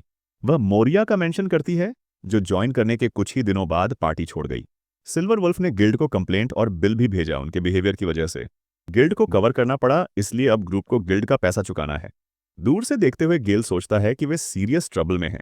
सब एग्जॉस्टेड और बीट डाउन लग रहे हैं। अचानक रिसेप्शनिस्ट काउंटर पर हाथ मारती है। उसे इनफ हो गया। डेयर करती है कि इन्वेस्टमेंट शब्द एक और बार बोलें। कुश दांत पीसता है और कहता है कि सब गेल की गलती है। यह सुनकर गेल शॉक हो जाता है। ग्रुप उसे अक्यूज करता है कि उसके कर्स गियर की वजह से वो कर्स हो गए हैं। उनके स्टैट्स रूएंड हो गए हैं। मैजिक बफ्स भी हेल्प नहीं कर रहे। लेकिन गेल कंफ्यूज है। उसे लगता है कि उसने सबके कर्सेस पहले ही रिमूव कर दिए थे। फिर लूक मोरिया को यूजलेस बताता है। नॉरिस अग्री करता है, लेकिन रिसेप्शनिस्ट उन्हें इंटरप्ट कर देती है। वो कहती है कि मोरिया कैपिटल की टॉप 5 सपोर्ट मेजर्स में रैंक करती है। पिछली पार्टी उसने सिर्फ प्रॉब्लम्स की वजह से छोड़ी थी और गिल्ड को लगा सिल्वर वुल्फ ग्रुप उसके लिए फिट होगा। टीम हैरान रह जाती है। उन्हें पता ही नहीं था कि मोरिया इतनी हाईली रैंक्ड है। गेल भी सरप्राइज होता है। उसे कभी लगा ही नहीं था कि वो इतनी स्ट्रांग है और अब वो ग्रुप से निकल भी चुकी है। रिसेप्शनिस्ट फिर गेल का डिफेंस करती है। कहती है कि उसे ब्लेम करना रिडिकुलस है। कर्स क्राफ्टिंग रेयर है और उसका टैलेंट इनक्रेडिबल। सिर्फ एक कर्स रिमूवल टैलिस्मन भी बहुत वैल्यूबल है। यह सुनकर गेल ब्लश कर जाता है। उसे याद आता है कि उसने गिल्ड के लिए साइड जॉब के तौर पर कुछ टैलिस्मन बनाए थे। रिसेप्शनिस्ट क्लियर कर देती है कि डेट्स चुकाने के बाद ही किसी से हेल्प मांगे। कुश एक्ट करता है जैसे ये कोई बड़ी बात नहीं है। कहता है जल्दी रीपे कर देंगे। बाकियों को चलने को कहता है। मेलिसा पूछती है कि गेल के बारे में क्या करेंगे, लेकिन नॉरिस याद दिलाता है कि उन्हें एक्चुअल कंप्लीट करने लायक क्वेस्ट ढूंढना होगा। लूक भी अग्री करता है। अब और एस रैंक क्वेस्ट्स नहीं जब तक कर्सेस हट नहीं जाते। कुश सबको चुप रहने को कहता है और ग्रुप भाग जाता है। गिल्ड के लोग विस्पर करते हैं, ये ग्रुप एस रैंक की तरह नहीं दिखता। गेल सोचता है कि वे कर्सेस की बात क्यों कर रहे थे। क्या कोई इफेक्ट अब भी बाकी है? पता नहीं, लेकिन वे उसे देख लें इससे पहले भागना बेहतर है। वो बाहर निकलता है तो सोल्जर्स का ग्रुप पैनिक करते भागता दिखता है। कोई पूछता है इमरजेंसी क्या है। जवाब मिलता है प्रिंसेस कार्ला और विवियन की तगड़ी लड़ाई फिर से हो गई है। आर्मी को शांत कराने आना पड़ता है। गेल को यकीन नहीं होता कैपिटल आर्मी ऐसी बातों में लगती है। वो मर्चेंट शॉप से गुजरता है, अंदर जाता है, बेल की आवाज आती है। कासल में गार्ड्स विवियन को शांत करने की कोशिश कर रहे हैं। रॉयल पैलेस है, थोड़ा शांत रहो। पर विवियन गुस्से में चिल्ला रही है। कार्ला की उंगली में कर्स्ड रिंग है। सब हैरान। उसे याद आता है कि उसने कार्ला को वार्न किया था, लेकिन कार्ला बोली बस ट्राई कर रही थी। पर रिंग पहनते ही स्टक हो गई। दोनों खींचती रहीं लेकिन हिली नहीं। एल्डरली एडवाइजर आते हैं, रिंग तुरंत उतारने को कहते हैं। कार्ला कहती है नहीं हो सकता। विवियन बोलती है एक ही तरीका बचा है, फिंगर ही काटनी होगी। वो सोर्ड लेकर प्रिंसेस की तरफ बढ़ जाती है। डिप्लोमेटिक मीटिंग से पहले टाइम नहीं है। गार्ड्स पैनिक करते हैं, सब प्रोटेक्ट करने दौड़ पड़ते हैं। कुछ देर बाद प्रिंसेस कार्ला इनवॉइस को वेलकम करती है, पेशेंस के लिए थैंक करती है। सभी रिस्पेक्ट से बाव करते हैं, उसकी अपीयरेंस की तारीफ करते हैं। वो मुस्कुराती है और थैंक्स देती है। किसी ने उसकी उंगली में रिबन देख ली और पूछ बैठा। वो हंसकर बहाना बना देती है कि कट हो गई थी। एक्चुअली यहां आने से पहले सब मिलकर भी रिंग निकाल नहीं पाए। गुड होस्ट बनने के लिए कार्ला कहती है, वो जरूर थके होंगे, पहले टी ले लेते हैं। एनवॉयस पोलाइटली मना कर देते हैं। उन्होंने बेस्ट स्नैक्स और टी एम्पायर से मंगाई थी। वो उसे ट्राई करने को कहते हैं, एक्साइटेड लगते हैं। एक बहुत बड़ा क्रेट लाते हैं। साइज देख कार्ला मजाक में स्नैक्स का अनुमान लगाती है। क्रेट खोलते ही एक्सप्रेशन बदल गया। स्नैक्स नहीं, उसके अंदर बैंडेड्स हथियार समेत छिपे थे। फेक इनवॉय असली प्लान रिवील करता है। ब्लेड्स पे पॉइजन है जो इंस्टेंट और पेनलेस मौत देगा। क्याओस मच जाता है। गार्ड्स प्रोटेक्ट करने के लिए चिल्लाते हैं। विवियन हमेशा की तरह रिएक्ट करती है और सोल्जर्स को अटैक ऑर्डर देती है, लेकिन काफी देर हो चुकी थी। असैसिन्स आगे बढ़ते हैं। कार्ला पर हमला करने की कोशिश, पर वेपन्स नहीं लगते। उसकी जगह स्पीयर्स और ब्लेड्स किसी इनविजिबल चीज से टकराकर लौट जाते हैं। सब दंग रह जाते हैं। असैसिन्स फिर ट्राई करते हैं, फिर भी वही, जैसे कोई वॉल प्रोटेक्शन दे रही हो। प्रिंसेस खुद नहीं समझ पाई। फिर सडनली रियलाइज हुआ, क्या गेल का इफेक्ट है? वो गेल को याद करती है, जिससे उसने पहली बार कॉम्प्लीमेंट्स में रिंग खरीदी थी। क्या वही रिंग ने बैरियर बना दिया? विवियन फौरन गार्ड्स को ऑर्डर देती है फेक एनवॉइस को पकड़ें। फिर कार्ला के पास जाकर चेक करती है, कोई चोट तो नहीं? कार्ला कहती है वो पूरी तरह ठीक है। विवियन सोचती है एम्पायर वाले सच में क्यों प्रिटेंड कर रहे थे, लेकिन फिलहाल प्रिंसेस को सेफ जगह ले चलो जब तक सब शांत नहीं हो जाता। बाद में स्टार चेंबर में दो लोग रिंग एग्जामिन करते हैं। बिशप और अरिजल देखकर पूछते हैं, डेंजरस कर्स तो नहीं? बिशप कहता है, हटाना डेंजरस नहीं पर कॉम्प्लेक्स है। डीप कर्स मैजिक नॉलेज वाले का सामान है। रिंग हाई लेवल कर्स, लेकिन बैड इफेक्ट को कैंसिल करने के लिए काउंटर कर्सेस भी लेयर किया है। बिशप एक्सप्लेन करता है पर कार्ला समझ नहीं पाती है। अरिजल अमेज्ड बताता है कि रिंग पहनने वाले को ट्रिपल डिफेंस देती है और इंस्टेंट डेथ से बचाती है। विवियन हैरान रह जाती है। एरिजल कहता है, ये एक होली रेलिक, या उससे भी ज्यादा। एरिजल एक्साइटेड लग रहा होता है, लेकिन जब बहुत देर प्रिंसेस का हाथ पकड़ता है, विवियन उसे वार्निंग देती है। विवियन को याद आता है चर्च में एंजल शील्ड रेलिक थी जो सिमिलर प्रोटेक्शन देती थी। एरिजल कंफर्म करता है इसमें भी इंस्टेंट डेथ प्रोटेक्शन है। बिशप कहता है कि दुनिया में कोई और जाना पहचाना आइटम ऐसा इफेक्ट नहीं देता, और इतना ऑर्डिनरी भी दिखे। वो एक और आर्टिफैक्ट का जिक्र करती है जो थोड़ा सिमिलर है, एम्पायर का सबसे कीमती खजाना, हार्ट ऑफ द डेविल। उस आइटम में लंबी लिस्ट है पावरफुल एबिलिटीज की, इंस्टेंट डेथ से resistance, stat boosts, faster spell casting वगैरह। लेकिन इसकी कीमत भी है। वो धीरे धीरे यूजर की लाइफ ड्रेन करता है, और अगर समय पर रिमूव न किया जाए तो अंत में उसे मार डालता है। इतनी भारी पावर की यही कीमत है। विवियन सिर हिलाकर कहती है कि उनके वर्ल्ड में बड़ी ताकत हमेशा किसी न किसी कॉस्ट के साथ आती है। मैजिक ऐसे ही काम करता है, लेकिन इस रिंग में ऐसा कोई बड़ा ड्रॉबैक दिख नहीं रहा। इससे वो और भी अविश्वसनीय बन जाती है, शायद नॉर्मल रेलिक से भी ज्यादा वैल्यूएबल। कार्ला फिर विवियन की तरफ देखती है और गेल की बात उठाती है। विवियन कहती है कि उसे उसका चेहरा याद है। पूछती है कि क्या कार्ला चाहती है वो उसे ढूंढकर उससे निपटे, लेकिन कार्ला मना कर देती है। वो बदला नहीं चाहती, वो तो उसे धन्यवाद कहना चाहती है। कर्स्ड हो या ना हो, रिंग ने उसकी जान बचाई है, इसलिए वो किसी भी तरह उसे फिर मिलना चाहती है। दूसरी तरफ गेल कैपिटल छोड़ने की तैयारी कर रहा होता है। उसने एक क्लोक पहना है जिसमें साइड पॉकेट है गियर्स कैरी करने के लिए, और उसे इसका फील भी पसंद है।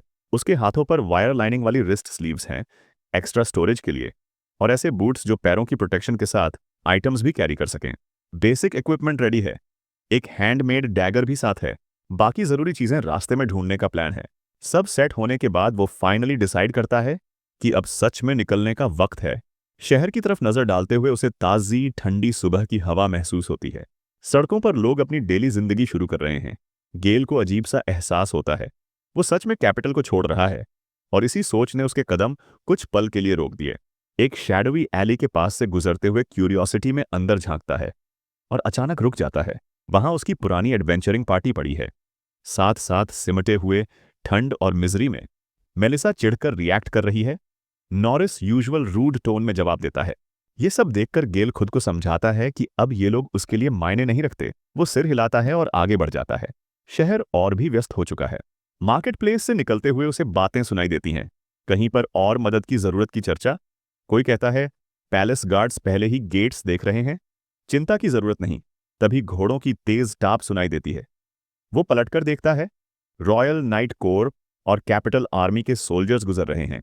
ये अनयूजुअल था। वे यहां क्या कर रहे हैं? जल्द ही वो देखता है कि दीवारों पर पोस्टर्स लगाई जा रही हैं। नोटिस में पूछा गया है कि क्या किसी ने लेट टीन्स उम्र के बिखरे काले बालों वाले, सड़क पर सस्ते सजावटी सामान बेचने वाले लड़के को देखा है? अगर कोई देखे तो कास्टल या नजदीकी नाइट को बताए। पास खड़े नाइट्स आपस में बात कर रहे हैं। एक पूछता है प्लाजा सर्च हुआ या नहीं, दूसरा कहता है कैपिटल आर्मी वहां अच्छी तरह सर्च कर रही है। उन्होंने इन्स और गिल्ड्स हर जगह चेक कर रखी हैं। गेल बाहर से काम दिखता है और ऐसे बिहेव करता है मानो उसे कुछ पता ही ना हो, जबकि डिस्क्रिप्शन लगभग उसी से मिलती है। वो खुद को कन्विंस करता है कि ये वो नहीं हो सकता। आखिर उसके आइटम्स इतने टैकी थोड़ी हैं। नाइट्स में से एक फ्रस्ट्रेशन में कहता है कि उनके पास इंफॉर्मेशन कम है। तभी उसकी नज़र गेल पर पड़ती है। वो कमेंट करता है कि आसपास कई स्क्रफी दिखने वाले लड़के हैं और गेल की उम्र भी करीब करीब राइट लग रही है। वो गेल के गियर को घूरकर कहता है कि ये काफ़ी टैकी दिख रहा है, पर फिर जोड़ता है कि गेल शायद वो आदमी नहीं जिसकी तलाश है। गेल इंसल्ट से इरिटेटेड तो होता है, लेकिन चुप रहता है। नाइट खुद को कन्विंस करता है कि असली सस्पेक्ट इतना साफ सुथरा नहीं होगा। वो कहता है जिस आदमी को वो ढूंढ रहे हैं वो और भी गंदा दिखता होगा और क्रीपी चीजें बेचता होगा।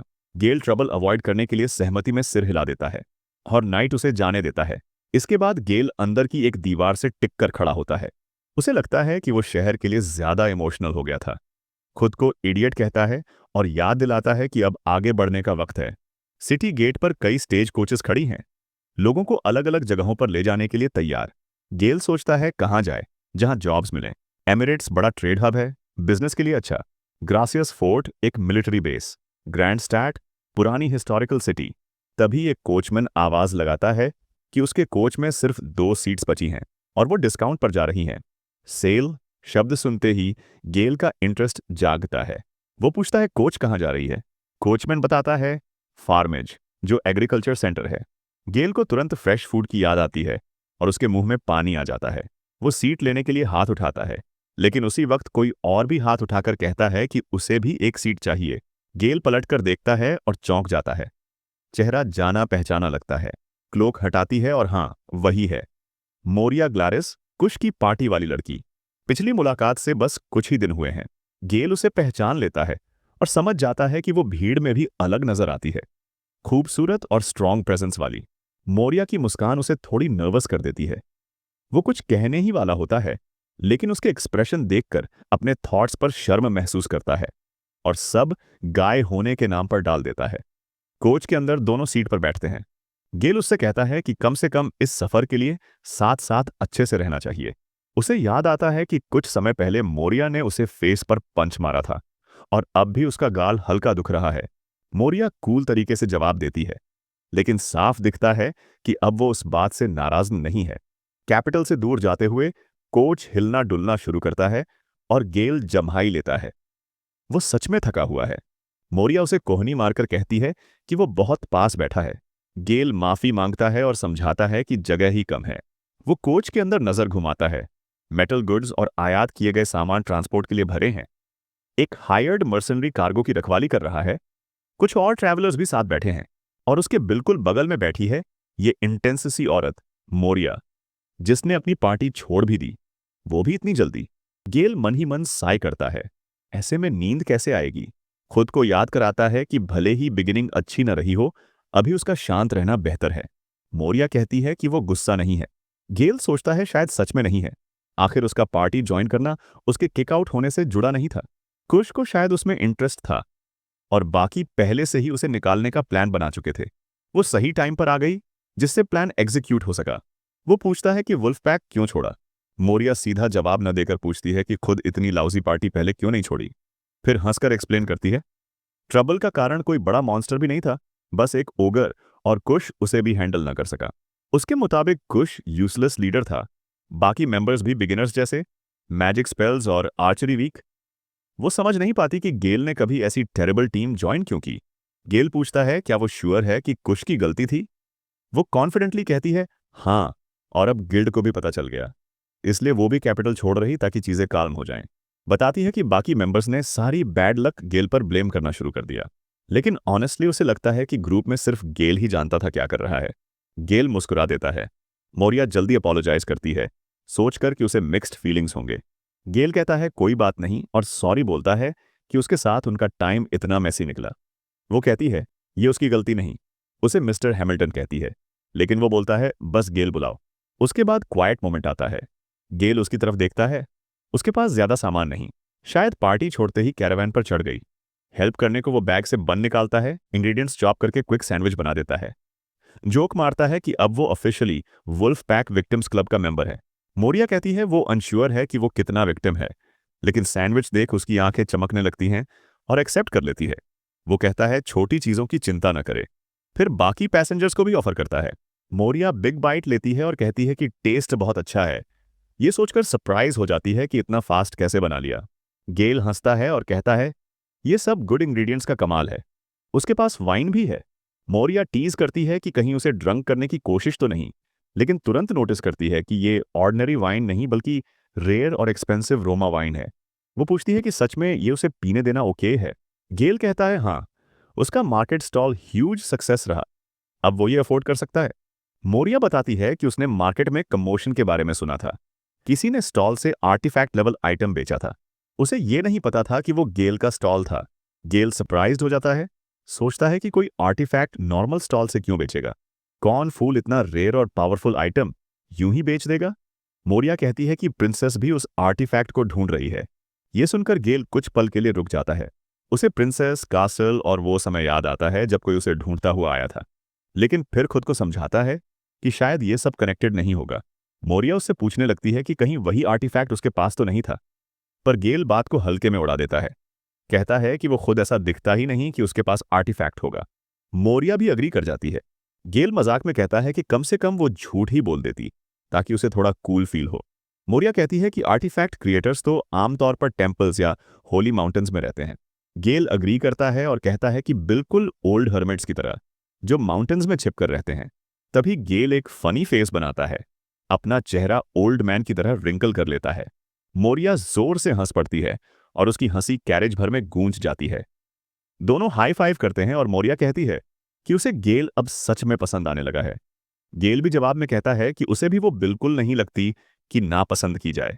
दोनों अग्री करते हैं कि अगर उनके करंट रोल्स एक कर्स क्राफ्टर और एक सपोर्ट मेज न होते, तो वे दोनों मिलकर एक बहुत अच्छा फ्रंटलाइन पेयर बन सकते थे। सोचते हैं कि शायद कभी फ्यूचर में मौका मिले, लेकिन ये बात पूरी हो उससे पहले ही अचानक कैरेज पर जोरदार झटका लगता है। सबके लिए एक पल को सब ब्लैक जैसा हो जाता है। बाहर से आवाज आती है, ऑर्क अटैक शुरू हो चुका था। कैरावैन के जोर से हिलने पर गेल मोरिया के चेस्ट पर गिर जाता है। वो ऑकवर्ड तरीके से कमेंट कर देता है कि कितना सॉफ्ट है। मोरिया उसे एक स्मैक मारती है और कहती है कि ये जोक करने का टाइम नहीं है। बाहर सिचुएशन और खराब हो चुकी है। मर्सनरी गार्ड पहले ही गिर चुका है। एक आदमी दौड़कर कैरेज के अंदर आता है और हेल्प के लिए चिल्लाता है। पैसेंजर्स डर के मारे कांप रहे हैं। ऑक्स ने उनके वैगन को देख लिया है और अब उस तरफ दौड़ रहे हैं। मोरिया को एहसास हो जाता है कि हालत बहुत खराब है। कैरेज में लड़ने लायक शायद सिर्फ वही और गेल हैं। वो गेल से पूछती है कि उसके पास वेपन है या नहीं। गेल थोड़ी देर कंफ्यूज होता है, तो मोरिया उसे समझाती है कि फाइट करना ही पड़ेगा। उसके पास एक मैजिक स्टाफ और छोटा सा डैगर है। गेल कहता है कि उसके पास कुछ सिंगल यूज टैलिस्मन्स हैं जो एनिमीज को स्लो कर सकते हैं, और एक शॉर्ट स्वॉर्ड है। बहुत पावरफुल तो नहीं, लेकिन कुछ ना होने से बेटर है। मोरिया मानती है कि यह सब ग्रेट नहीं है, लेकिन कहती है कि फिर भी ट्राई करना पड़ेगा। उसे बिना कुछ किए बैठकर मरना नापसंद है। वो यूजुअल तो सपोर्ट मैजिक करती है, इमरजेंसी में ही लड़ती है, लेकिन कहती है कि गेल उस पर ट्रस्ट कर सकता है। गेल कहता है कि वो फ्रंट लाइन लेगा और मोरिया उसे बैकअप देगी। मोरिया अग्री करती है और हल्का सा सॉरी भी कहती है। गेल जवाब देता है कि उसे सॉरी कहने की जरूरत नहीं, वो किसी लड़की को अकेले फाइट करने के लिए कभी नहीं छोड़ेगा। फिर वह जोर से चिल्लाता है कि अब टाइम है दिखाने का कि दो एक्स एस रैंक एडवेंचरर्स क्या कर सकते हैं। ऑर्क्स अभी भी उनकी तरफ ज्यादा वरीड नहीं दिखते। गेल सोचता है कि शायद वे उसे और मोरिया को थ्रेट नहीं मान रहे, इसलिए वह डिसाइड करता है कि पहले स्ट्राइक उसी को करना होगा और कम से कम एक ऑर्क को तुरंत गिराना होगा। मोरिया कुछ स्मॉल स्टोन्स जमीन पर गिराती है। गेल उसकी तरफ देखता है, वो अपना स्टाफ स्विंग करती है और उनके आगे एक बैरियर प्रकट हो जाता है। वो कहती है कि ये थोड़ी देर तक होल्ड करेगा और वह जल्द ही उसे बफ्स भी दे देगी। गेल सिर हिलाकर प्लान को अच्छा मानता है और अपना डैगर कसकर पकड़ लेता है। मोरिया उस वेपन की तरफ देखती है और उसके शरीर में हल्की ठंडक दौड़ जाती है। उसे साफ दिखता है कि उसके आसपास डार्क एनर्जी घूम रही है। वो ऐसा लग रहा था मानो पूरा डैगर ब्लैक मैजिक से ढका हो। लड़ाई शुरू होने से पहले मोरिया ने अपना प्लान समझाया। प्लान सिंपल था, लेकिन टाइमिंग परफेक्ट होनी जरूरी थी। बफ मैजिक तुरंत असर नहीं करता, इसलिए उसे ठीक सही मोमेंट पर एक्टिवेट करना था। जैसे ही बफ पूरा इफेक्ट दिखाएगा, उसे विश्वास था कि गेल कम से कम एक ऑर्क को गंभीर रूप से घायल करने लायक स्ट्रांग हो जाएगा। उसके बाद की जिम्मेदारी गेल पर होगी। वो कर्स मैजिक से ऑर्क्स को वहीं रोककर जितने ज्यादा हो सके उतने गिराएगा। गेल ने अग्री किया। अगर वे थोड़ा समय निकाल पाए तो आसपास का कोई पेट्रोल कुछ गड़बड़ नोटिस करके हेल्प के लिए आ सकता था। तब तक सब किस्मत पर था। कॉन्फिडेंट दिखने के बावजूद मोरिया के मन में डाउट था। उसके हाथ में जो अजीब वेपन था, उसे देखते ही उसके रोंगटे खड़े हो जाते थे। गेल ने कहा, यह बस एक नॉर्मल डैगर है जो एनिमीज को वीकन करने के लिए यूज होता है। लेकिन मोरिया नहीं मान पाई कि इतने क्रीपी हथियार को वो नॉर्मल कह रहा है। वो कुछ पूछ पाती उससे पहले ही गेल ने कहा, बस उसे सपोर्ट करो, और आगे बढ़ गया। मोरिया ने उसे रोकने की कोशिश की, लेकिन वो निकल चुका था। वो घुटनों के बल जमीन पर बैठी और उंगलियों से ग्राउंड पर सिंबल बनाना शुरू किया। उसने जल्दी वाला स्पेल कास्ट किया। कहा कि ज्यादा देर नहीं चलेगा, लेकिन जितनी देर एक्टिव रहेगा उतना बेहद पावरफुल होगा। गेल ने तुरंत रिएक्शन दिया। उसने कोई ऑब्जेक्ट निकाला जो खास आकार का था और उसे सीधा ऑर्क्स की ओर फेंक दिया। रेंज बहुत अच्छी थी। आइटम बिल्कुल वहीं गिरा जहां वो चाहता था। उससे जुड़ा स्क्रोल हवा में खुल गया। गेल ने समय गंवाए बिना ऑर्क्स की तरफ दौड़ लगा दी। ऑर्क्स ने उसे नोटिस किया, लेकिन उसके कर्सेस टाइम पर एक्टिवेट हो गए। डार्क मैजिक ने उन्हें घेर लिया। उनकी सेंसेस बिगाड़ दी, उन्हें कंफ्यूज और डिसओरिएंट कर दिया। उनकी आर्मर टकराने की आवाजें और बड़बड़ाहट सुनाई दी, जैसे उन्हें समझ ही नहीं आ रहा हो क्या हो रहा है। ये देखकर मोरिया दंग रह गई। सिर्फ इस सीन को देखते ही उसके पैर कांपने लगे। ये कैसा कर्स था? जो भी आइटम उसने फेंका था, वो साफ साफ सिर्फ उन मॉन्स्टर्स को टारगेट कर रहा था जो उन्हें नुकसान पहुंचाना चाहते थे। लेकिन उसकी ताकत इतनी थी कि उसे लगा अगर उसने ध्यान हटाया तो खुद भी उस जादू में फंस जाएगी। गेल आगे बढ़ता हुआ चिल्लाया कि अब सब एक साथ गिरेंगे। मोरिया ने उसे पुकारा। वो बहुत तेज दौड़ रहा था। उसका बफ स्पेल अभी पूरा चार्ज भी नहीं हुआ था। एक ऑर्क दहाड़ा, लेकिन वो वॉर करता उससे पहले गेल उसके सामने पहुंच चुका था। एक ही तेज वार में उसने उसकी गर्दन उड़ा दी, सिर अलग। फिर उसी स्पीड और ताकत से बाकी पर टूट पड़ा। वो एक्साइटेड होकर चिल्ला रहा था कि ये सब मोरिया के बफ्स की वजह से हो रहा है। लेकिन मोरिया जानती थी ये सब उसके बफ से कहीं आगे की बात है। उसकी सपोर्ट मैजिक इतनी दूर तक असर नहीं कर सकती थी। बैटलफील्ड पर फैली डार्क ऑरा सिर्फ एनिमीज की स्ट्रेंथ डल नहीं कर रही थी, उन्हें डराकर उनका मनोबल गिरा रही थी। उनकी आर्मर कमजोर कर रही थी। शायद उन्हें भीतर से सुन्न भी कर रही थी। उसने कभी किसी थ्रो अवे कर्स आइटम को इतना सब करते नहीं देखा था।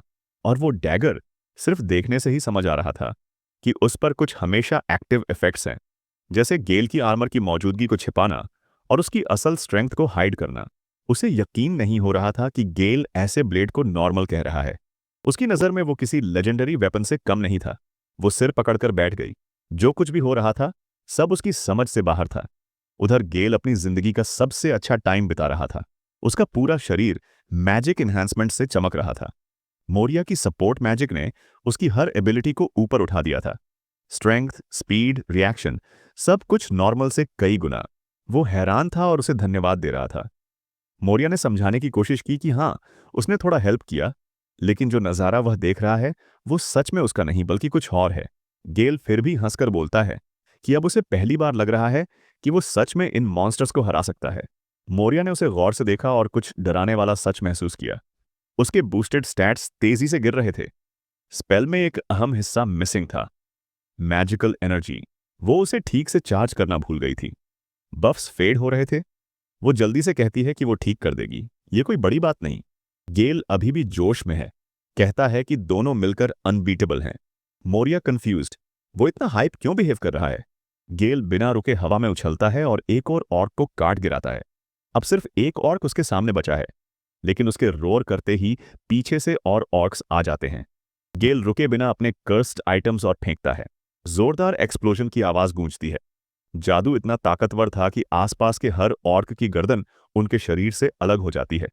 वो खुशी में चिल्लाता है, मानता है कि यह सब मोरिया के सपोर्ट मैजिक की बदौलत हुआ। उसके स्लो इफेक्ट कर्स ने ऑर्क्स को बिल्कुल जड़ कर दिया था। लेकिन मोरिया का चेहरा सख्त हो जाता है। वो जानती है उसका यूज्ड स्पेल दुश्मन की स्पीड को इतना रिड्यूस नहीं कर सकता था। लगभग 90% तक स्लो होना तो नामुमकिन जैसा है। वो उसे रोकने की कोशिश करती है और बताती है कि उसने कुछ गलत समझा है। लेकिन वो कुछ कहे उससे पहले गेल एक और ऑर्क के पीछे चुपके से पहुंच चुका था।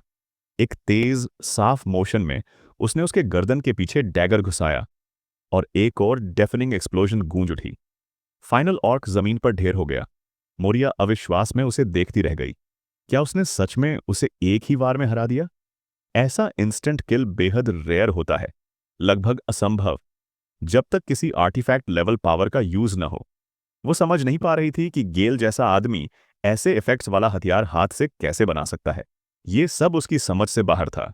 गेल उसकी तरफ बड़ी सी मुस्कान के साथ मुड़ा। वो साफ साफ जीत से थ्रिल्ड था। वह कुछ कह पाती उससे पहले उसने उसके हाथ पकड़कर उसे घुमाने की कोशिश की, जैसे दोनों डांस कर रहे हों। वह अभी भी एक्साइटमेंट में डूबा उसकी सपोर्ट मैजिक की तारीफ पर तारीफ कर रहा था, मानते हुए कि उसकी मदद ने ही पूरा फर्क पैदा किया। मौर्या ने आधे मन से थैंक यू कहा। उसके ओवर द टॉप रिएक्शन से थोड़ी ओवरवेल्म्ड हो गई। जो दूसरे पैसेंजर्स छिपकर ये सब देख रहे थे, धीरे धीरे बाहर झांकने लगे। गेल ने चीयरफुल वेव किया और वे सब उसकी तरफ दौड़ आए, साफ साफ थैंकफुल और अमेज्ड दिख रहे थे। उस रात कैंपफायर के पास गेल ने अचानक एक सरप्राइजिंग बात एडमिट की। ये उसका पहला असली मॉन्स्टर बैटल था। अंदर से वो डर गया था। मौर्या को शॉक लगा। वो तो कुश की पार्टी का मेंबर था, है ना? गेल ने कंफर्म किया। वो फाउंडर्स में से एक था, लेकिन समझाया कि वो खुद फाइटर नहीं, बल्कि कर्स मैजिक सपोर्ट देने वाला सदस्य था। मौर्या कुछ देर चुप रही, फिर बोली कि कुश सच में इडियट है, जो गेल जैसा आदमी छोड़ दिया। गेल शर्माते हुए हकलाया। उसे यकीन नहीं था कि वह सच में ऐसा सोचती है। उसने एक्सेप्ट किया कि सच कहें तो वो कुश को दोष नहीं देता। शायद उसे निकालना सही फैसला ही था। मौर्या ने आंखें घुमाईं। उसे विश्वास नहीं हुआ कि गेल में इतनी कम सेल्फ कॉन्फिडेंस है। उसने टॉपिक बदल दिया। उसकी बनाई हुई डंडी लायन कॉफी की तारीफ की, जो सरप्राइजिंगली टेस्टी थी। उसने कहा कि वो कई कामों में काफी स्किल्ड है। गेल ने बात हल्की करने की कोशिश की, लेकिन वो इंसिस्ट करती है कि ये बस थोड़ी स्किल्स नहीं है, ये तो ऑलमोस्ट ऑल पावरफुल जैसा है। गेल घबराकर कहता है, इतना एग्जैजरेट मत करो। उसे खुद में कोई खास बात नहीं दिखती, खासकर बैटल के मामले में। मौर्या फ्रस्ट्रेशन में लंबी सांस लेती है। वे गोल गोल घूम रहे थे। उसे साफ दिख रहा था कि गेल अलग है, लेकिन वो खुद को ऑर्डिनरी मानने पर अड़ा हुआ है। वो कहती है कि अब सोने जा रही है, कॉफी के लिए धन्यवाद। वो उसे गुड नाइट कहता है। वो टेंट में चली जाती है। बाकी लोग फायर के पास बैठे रहते हैं। गेल थोड़ा और देर तक जागकर उसकी बातों के बारे में सोचता रहता है। ऑमनीपोटेंस, हाँ, ये शब्द भारी था। उसने कभी खुद को ऐसी ताकत वाला नहीं समझा। उसे सच में लगता था कि उनकी जीत सिर्फ मौर्या की अच्छी सपोर्ट की वजह से हुई है। फिर भी उसके अंदर कुछ हल्का सा हिलता है। उसे याद आता है गिल्ड का हिस्सा होना, पार्टी का मेंबर होना, और वो पुराना एक्साइटमेंट। मॉन्स्टर से लड़ना भले डरावना हो, लेकिन थोड़ा फन भी था। वो हल्का सा हंसता है। मौर्या सच में उसके लिए बहुत काइंड है। अगली सुबह कैरावैन फिर रोड पर आगे बढ़ती है। ड्राइवर आवाज देता है कि उनकी डेस्टिनेशन अब पास है। मौर्या जाग चुकी है। वो अभी भी हाफ स्लीप गेल को कोहनी मारकर उठाती है। वो नींद में पूछता है कि क्या वो पहुंच गए? वो हाँ कहती है। सामने देखते हैं, उनकी अगली मंजिल दिखाई देती है। वे उतरकर आगे बढ़ते हैं, फार्मिज की ओर। जो भी आगे उनका इंतजार कर रहा हो, वो उसके लिए तैयार हैं। चैप्टर 8 की शुरुआत में गेल और मौर्या एक जगह पहुंचते हैं जिसका नाम है फार्मिज। ये टिपिकल कंट्री साइड एरिया है, जहां चारों तरफ ओपन फील्ड्स, एनिमल्स और फार्म्स फैले हुए हैं। गेल बताता है कि वे बॉर्डर से लगभग 1 घंटा दूर हैं। वैगन से उतरते ही साफ समझ आ जाता है कि ये जगह प्योर फार्मिंग जोन है। जिधर नजर जाए बस फील्ड्स और पास्चर्स ही दिखते हैं। गेल का क्लियर प्लान होता है, लोकल एडवेंचरर्स गिल्ड में जाना, ऑर्क्स से मिले पार्ट्स को सेल करना, थोड़ा पैसा कमाना और फिर क्वेस्ट्स उठाना। मौर्या भी डिसाइड करती है कि वो उसके साथ गिल्ड जाएगी, क्योंकि उसे भी नई पार्टी ज्वाइन करनी है। गेल कहता है कि वो अभी अकेले काम करना चाहता है। बाद में फार्मिज एडवेंचरर्स गिल्ड में पहुंचकर गेल क्वेस्ट बोर्ड देखने लगता है। मौर्या उस क्वेस्ट पर आंखें चौड़ी कर देती है, जो वो देख रहा होता है। उसे लगता है ये अकेले के लिए बहुत मुश्किल है। गेल फिर भी कॉन्फिडेंट फील करता है, लेकिन आखिर में वो खुद ही मौर्या से पूछ लेता है कि क्या वो हेल्प करेगी। क्वेस्ट में अनडेड क्रीचर्स का हंट करना है और उसकी रैंक ए है, मतलब काफी टफ। मौर्या उसे याद करवाती है कि वे दोनों सपोर्ट टाइप एडवेंचरर्स हैं, फ्रंट लाइन फाइटर्स नहीं, इसलिए ये काम ऑर्क वाले पिछले मिशन जितना आसान नहीं होगा। गेल बस हल्की मुस्कान के साथ बिहेव करता है, जैसे उसके पास पहले से कोई प्लान हो। तभी एक डार्क एल्फ अचानक उनके पास आकर उन्हें ग्रीट करती है। दोनों ने उसे आते हुए नोटिस भी नहीं किया था। वो गेल के बारे में क्यूरियस होती है, क्योंकि उसने उसे पहले यहां नहीं देखा। गेल बताता है कि वो कैपिटल से नया नया आया है और इस रीजन में अपनी किस्मत आजमाने आया है। एल्फ समझाती है कि फार्मिच असल में फार्मिंग और ट्रेडिंग टाउन है। यहाँ ज्यादा एडवेंचरर्स रहते ही नहीं, इसलिए लोकल्स के लिए हालात टफ हो जाते हैं। वो गेल के दोनों हाथ पकड़कर उसे आने के लिए धन्यवाद तक कह देती है। गेल का दिल तेज हो जाता है। वो उसे प्रिटी लगती है और वो इग्नोर भी नहीं कर पाता। पीछे खड़ी मोरिया का चेहरा मीनवाइल ज्यादा खुश नहीं दिख रहा होता। वो हल्की खांसी करके एल्फ का ध्यान अपनी तरफ खींचती है। एल्फ पूछती है कि क्या वो उसकी फ्रेंड है। मोरिया कहती है नहीं, बस सेम डायरेक्शन में ट्रैवल कर रहे थे। वो खुद को सपोर्ट मेज इंट्रोड्यूस करती है, कैपिटल से आई है और जितना हो सके उतना हेल्प करने की बात कहती है। डार्क एल्फ की आंखें चमक उठती हैं। सपोर्ट मेजेस यहाँ बहुत डिमांड में है, इसलिए वो एक्साइटेड हो जाती है। फिर उसकी नज़र गेल पर जाती है। उसे लगता है वो हैवी गियर नहीं पहन रहा तो शायद थीफ होगा। गेल उसे करेक्ट करता है, बताता है कि वो कर्स क्राफ्टर है जो सपोर्ट मैजिक और कर्सेस दोनों यूज करता है। ये भी एक्सप्लेन करता है कि भले ही उसका मेन रोल सपोर्ट हो, वो जरूरत पड़े तो फाइट भी कर सकता है। एल्फ थोड़ी हैरान हो जाती है। इस एरिया में कर्स क्राफ्टर्स रेयर हैं और उसे डाउट होता है कि क्या यहाँ उसके लिए किसी तरह की खास क्वेस्ट होगी भी या नहीं। गेल उसके रिएक्शन पर हल्का ब्लश कर देता है, जबकि मोरिया थोड़ा और अनॉयड दिखती है। गेल कहता है कि वह इस जगह की आदत डालने के लिए कुछ क्वेस्ट्स उठाना चाहता है। एल्फ शॉक हो जाती है जब देखती है कि उसने लिच हंट क्वेस्ट चुनी है। वो जॉब काफी समय से बोर्ड पर पड़ी थी। वो उसे कोल्ड केस कहती है क्योंकि अब तक किसी ने हाथ नहीं लगाया। स्ट्रॉन्ग क्लेरिक्स की कमी की वजह से अनडेड बढ़ते जा रहे हैं। लोग अपने प्रियजनों की ग्रेव्स पर भी नहीं जा पा रहे। हालात खराब हैं। एल्फ चिंतित होकर कहती है कि अगर गेल सिर्फ कर्स क्राफ्टर है तो ये मिशन उसके लिए सीधी मौत साबित हो सकता है। मोरिया उसे कहती है कि वर्ड्स थोड़ा सॉफ्टर रखो, लेकिन गेल कामली कहता है कि उसे ऐसी बातों की आदत है। मोरिया आर्ग्यू करना चाहती है, पर गेल उसे रियश्योर करता है कि वह संभाल लेगा। एल्फ आखिरी बार वार्निंग देती है, आज तक कोई ये क्वेस्ट पूरा नहीं कर पाया और अगर वह मुसीबत में फंस गया तो शायद कोई बचाने ना आए। फिर भी गेल इंसिस्ट करता है कि वो ये लीच वाला काम लेगा। वो एरिया का मैप मांगता है। एल्फ उसे होली वाटर और मैजिक आइटम्स ऑफर करती है, पर उसे सिर्फ मैप चाहिए होता है। वो क्वेस्ट उसके नाम रजिस्टर करती है और बताती है कि उसे पूरा करने का प्रूफ लिच जॉ बोन्स लाना होगा। गेल बताता है कि उसे पहले भी इनका इस्तेमाल करने का अनुभव है। ये सुनकर एल्फ सरप्राइज हो जाती है। उसे थोड़ी हंसी भी आती है और वह गेल से केयरफुल रहने को कहती है।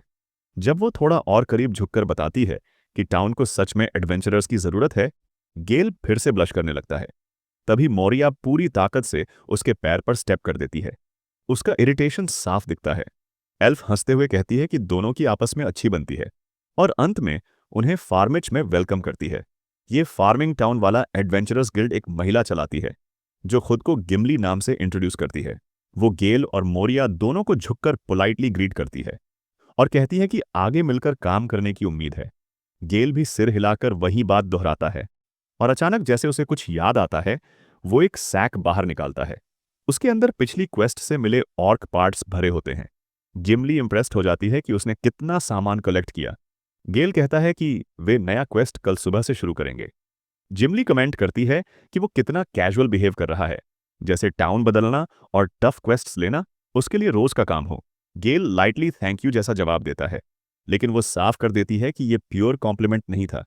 बाहर निकलते ही मोरिया उस पर चढ़ जाती है कि वो गिमली को कैसे घूर रहा था। वो टीज करती है कि थोड़ी सी अटेंशन क्या मिली, बस खुश हो गया। गेल हंसकर बात टालने की कोशिश करता है, कहता है उसे समझ नहीं आ रहा वह क्या कह रही है। मोरिया कहती है कि छोड़ो, लेकिन अंदर ही अंदर वह शायद डिसाइड कर चुकी होती है कि वो भी इस क्वेस्ट में उसके साथ जाएगी। गेल कैजुअली बोलता है कि वैसे भी उसने पहले से प्लान कर लिया था, है ना। वो चुप रह जाती है तो वह मजाक में कहता है कि कुछ न कहना भी काफी हद तक यस जैसा होता है। मोरिया झुंझलाकर कहती है कि वो उसकी चिंता नहीं कर रही, बस बैकअप के लिए साथ जा रही है, अगर कुछ गड़बड़ हो तो सेफ्टी नेट की तरह काम करने के लिए। गेल उसे घूर कर देखता है।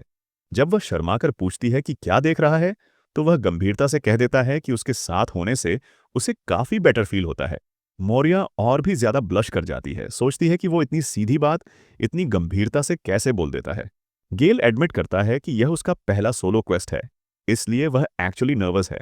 मोरिया कहती है कि जो लोग अनडेड हंट्स पर जाते हैं उनका नर्वस होना नॉर्मल है, लेकिन गेल के चेहरे पर डर से ज्यादा एक्साइटमेंट दिखती है, क्योंकि उसके लिए अनडेड मॉन्स्टर्स चलती फिरती ट्रेजर चेस्ट्स हैं जो रेयर इंग्रेडिएंट्स से भरी हैं। उसे उनसे मटेरियल्स कलेक्ट करने का इंतजार है। उधर उसी रात गिल्ड की डार्क एल्फ खुद से सोच रही होती है। उसे समझ आ जाता है कि गेल कोई साधारण कर्स क्राफ्टर नहीं है, उसमें कुछ अलग है। अगले दिन जब गेल फाइनली उठता है, वो खुश होकर कहता है कि उसे बहुत गुड स्लीप मिली। मोरिया करेक्ट करती है, ये गुड स्लीप नहीं, ओवर स्लीप था, क्योंकि दोपहर निकल चुकी है। गेल कहता है कि टाउन में आते ही उसे हवा में फर्क महसूस हो गया था। जैसा गिमली ने कहा था, ये जगह प्योर फार्मिंग और ट्रेडिंग पर चलती है। यहाँ वेपन्स या आर्मर पहने हुए एडवेंचरर्स दिखें तो लोकल्स का ध्यान जाना स्वाभाविक है। मोरिया उसे कहती है कि ज्यादा सिर पर मत चढ़ा, सिर्फ क्यूरियस हैं। थोड़ा समय बाद वे उस क्रिप्ट के एंट्रेंस पर पहुंचते हैं, जहां से उनकी क्वेस्ट की शुरुआत होगी।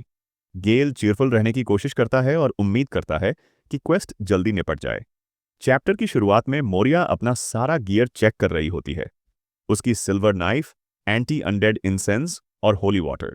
गेल उसे वरी वॉट कहता है, लेकिन वो कहती है कि वो बस प्रिपेयर्ड रहना चाहती है। गेल कहता है सब ठीक होगा, क्योंकि अनडेड से लड़ने में वो काइंड ऑफ एक्सपर्ट है। ये सुनकर मोरिया की टेंशन और बढ़ जाती है। वो उसे वार्न करती है कि अगर हालात बिगड़े तो दोनों को भाग जाना चाहिए।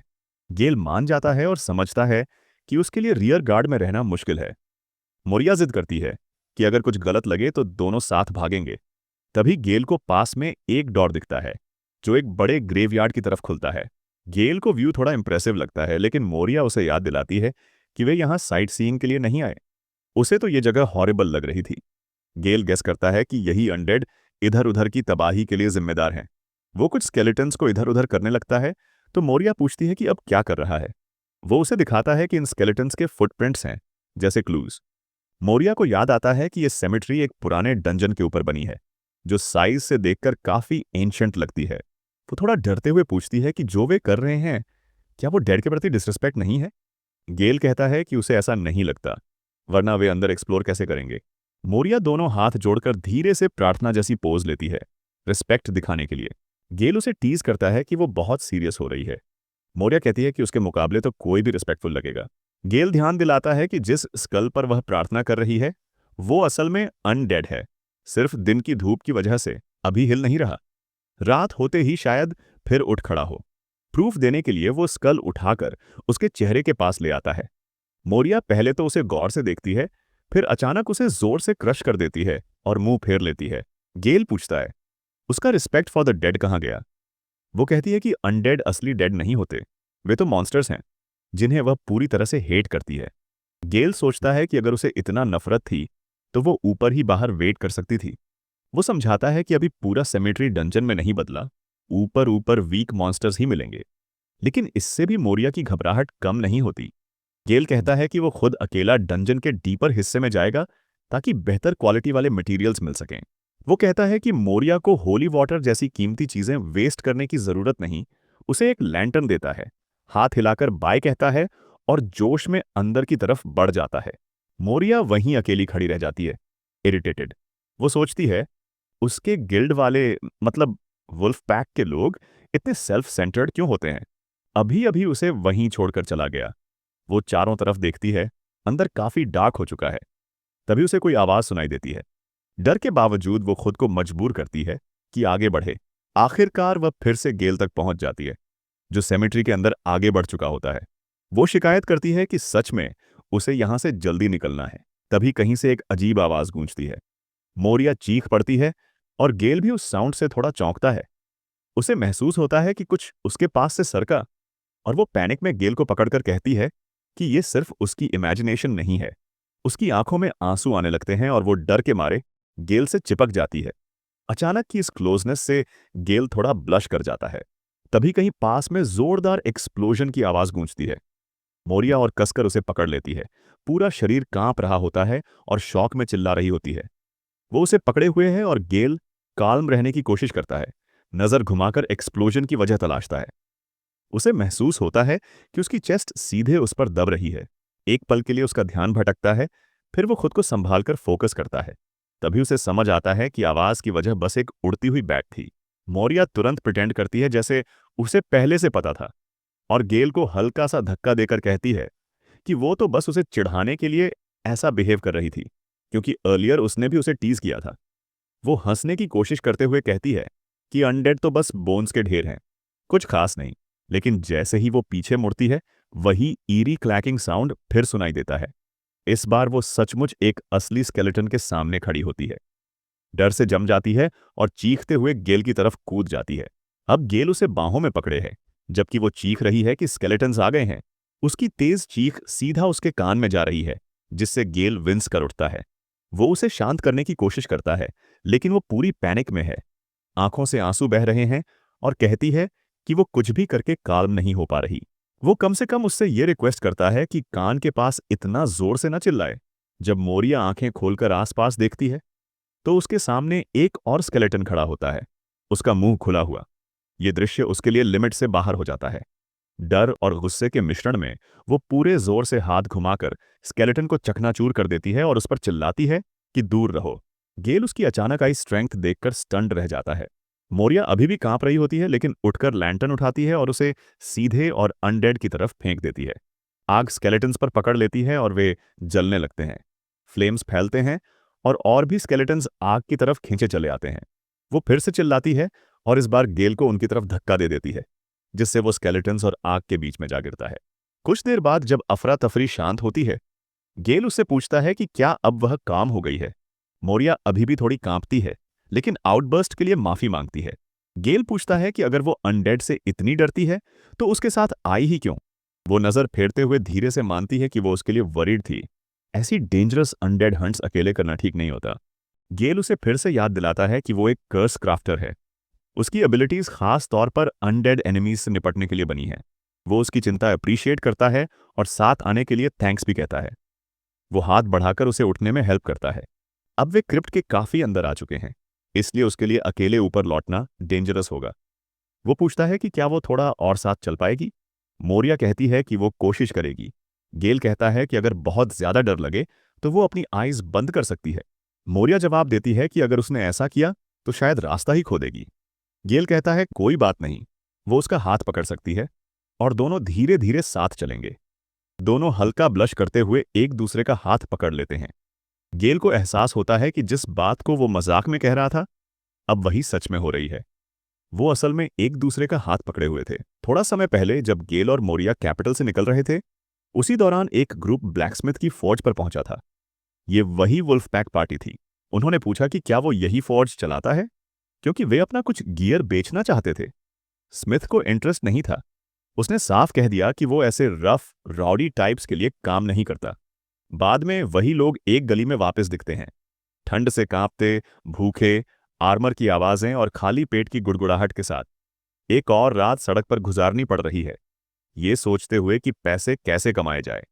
ल्यूक ने इन्फॉर्म किया कि उसने गिल्ड से कुछ क्वेस्ट्स उठा लिए हैं, लेकिन वे खास नहीं हैं। एक रैंक ए जॉब है, हाईवे पर ओजर्स को खत्म करना। एक रैंक सी, पुराने चर्च के पास स्केलेटन नाइट्स की हॉर्ड को हराना। एक रैंक ई, गॉब्लिन सोल्जर्स को हराने का काम। और एक रैंक डी, जंगली इलाके में ऑर्क्स का शिकार करना। ये सब सुनकर बाकी उसे घूरते रह गए, जैसे वो मजाक कर रहा हो। वे खुद को एस रैंक पार्टी मानते थे, एडवेंचरर्स की सबसे ऊंची टीयर्स में से एक। तो उन्हें यह लो लेवल काम उनकी इंसल्ट जैसा लग रहा था। नॉरिस, जो थोड़ा शांत दिमाग वाला है, सबको सेटल होने को कहता है। वो याद दिलाता है कि वे किसी तरह बस मैनेज कर रहे हैं। अभी उनके पास न स्ट्रेंथ है न सप्लाईज कि हाई लेवल मिशंस उठा सकें। वो एक कहावत भी याद दिलाता है, लायन भी रैबिट पकड़ने में अपनी पूरी ताकत लगाता है। मतलब जो काम मिले उसी को एक्सेप्ट करो। कुश कंप्लेन करता है कि क्वेस्ट्स बहुत चीप हैं, लेकिन मानता है कि ओगियर वाला 16 गोल्ड कॉइन्स के साथ सबसे ज्यादा देता है। पर उन्हें याद है पिछली बार ओगर से क्या हाल हुआ था, और अंदर से कोई भी उस एक्सपीरियंस को रिपीट नहीं करना चाहता, भले ऊपर से डर नहीं मान रहे हों। मेलिसा सजेस्ट करती है कि स्केलेटन नाइट वाला क्वेस्ट ट्राई करते हैं। गॉब्लिन और ऑर्क वाले मिशंस में मेहनत के मुकाबले पेमेंट बहुत कम है। नॉरिस पॉइंट आउट करता है कि डिस्क्रिप्शन में लिखा है हॉर्ड ऑफ स्केलेटन्स, शायद ऑर्क्स वाला सेफर ऑप्शन हो। कुश उसे डांट देता है, याद दिलाता है कि वो बस सी रैंक मिशन है। मेलिसा आर्ग्यू करती है कि स्केलेटन्स तो उनके लिए आसान है। फिर वो लूक से पूछती है कि उसने ये लो क्वेस्ट्स उन तक लाए ही क्यों। लूक कहता है कि उसे अंदाजा नहीं था कि हालात इतने खराब हो जाएंगे कि उन्हें सड़क पर भूखा रहना पड़ेगा। नॉरिस फिर भी स्पिरिट बचाने की कोशिश करता है, कहता है जो है उसी से काम चलाना होगा। लूक अग्री करता है, स्केलेटन वैसे भी सबसे स्केरी अनडेड नहीं है, बस एक इश्यू है, उनकी मैजिक कितनी देर तक चलेगी। वह मेलिसा और कुश से पूछता है कि फ्रंट लाइनर्स होने के नाते वे ठीक रह पाएंगे या नहीं। नॉरिस दोनों की तरफ इशारा कर कहता है कि अगर कुछ गलत हुआ तो सबसे पहले वही चोट खाएंगे। लूक भी मानता है कि उन्हें खुद का ध्यान रखना होगा। कुछ समय बाद वे कैपिटल के बाहर पुराने चर्च के मैदान में पहुंचे। लूक ने दीवारों के ऊपर से स्काउट किया और देखा कि गेट्स के आगे छांव में लगभग 20 स्केलेटन्स छिपे हैं। कुश हंसते हुए कहता है, सिर्फ 20? कुछ भी नहीं। मेलिसा अग्री करती है और सजेस्ट करती है कि वो और कुश सीधे चार्ज करेंगे। कुश प्राउडली अपनी सोर्ड उठाता है और कहता है कि यही पलेडिन होने का असली काम है। वह वेपन आसमान की तरफ उठाकर होली स्पेल चांट करता है। लाइट का फ्लेयर उठता है और स्केलेटन्स हिलना शुरू करते हैं। मेलिसा आगे भागती है और कुछ स्केलेटन्स को गिरा देती है। वो सिग्नल देती है। नॉरिस मैजिक कास्ट करना शुरू करता है और लूक स्केलेटन्स के ऊपर से जंप मारकर ऊपर से प्रहार करता है। फर्स्ट वेव में वे कुछ को गिराने में सफल हो जाते हैं। कुश कहता है कि यही उनकी यूजुअल स्ट्रैटेजी है। उसके होली स्किल्स रास्ता खोलते हैं। मेलिसा के तेज हमले फ्रंट लाइन साफ करते हैं। नॉरिस ग्रुप्स को जलाता है और लूक फिनिशिंग ब्लोज देता है। ये स्ट्रैटेजी पहले काम कर चुकी है, इसलिए नॉरिस को लगता है ये फाइट मैनेजेबल होगी।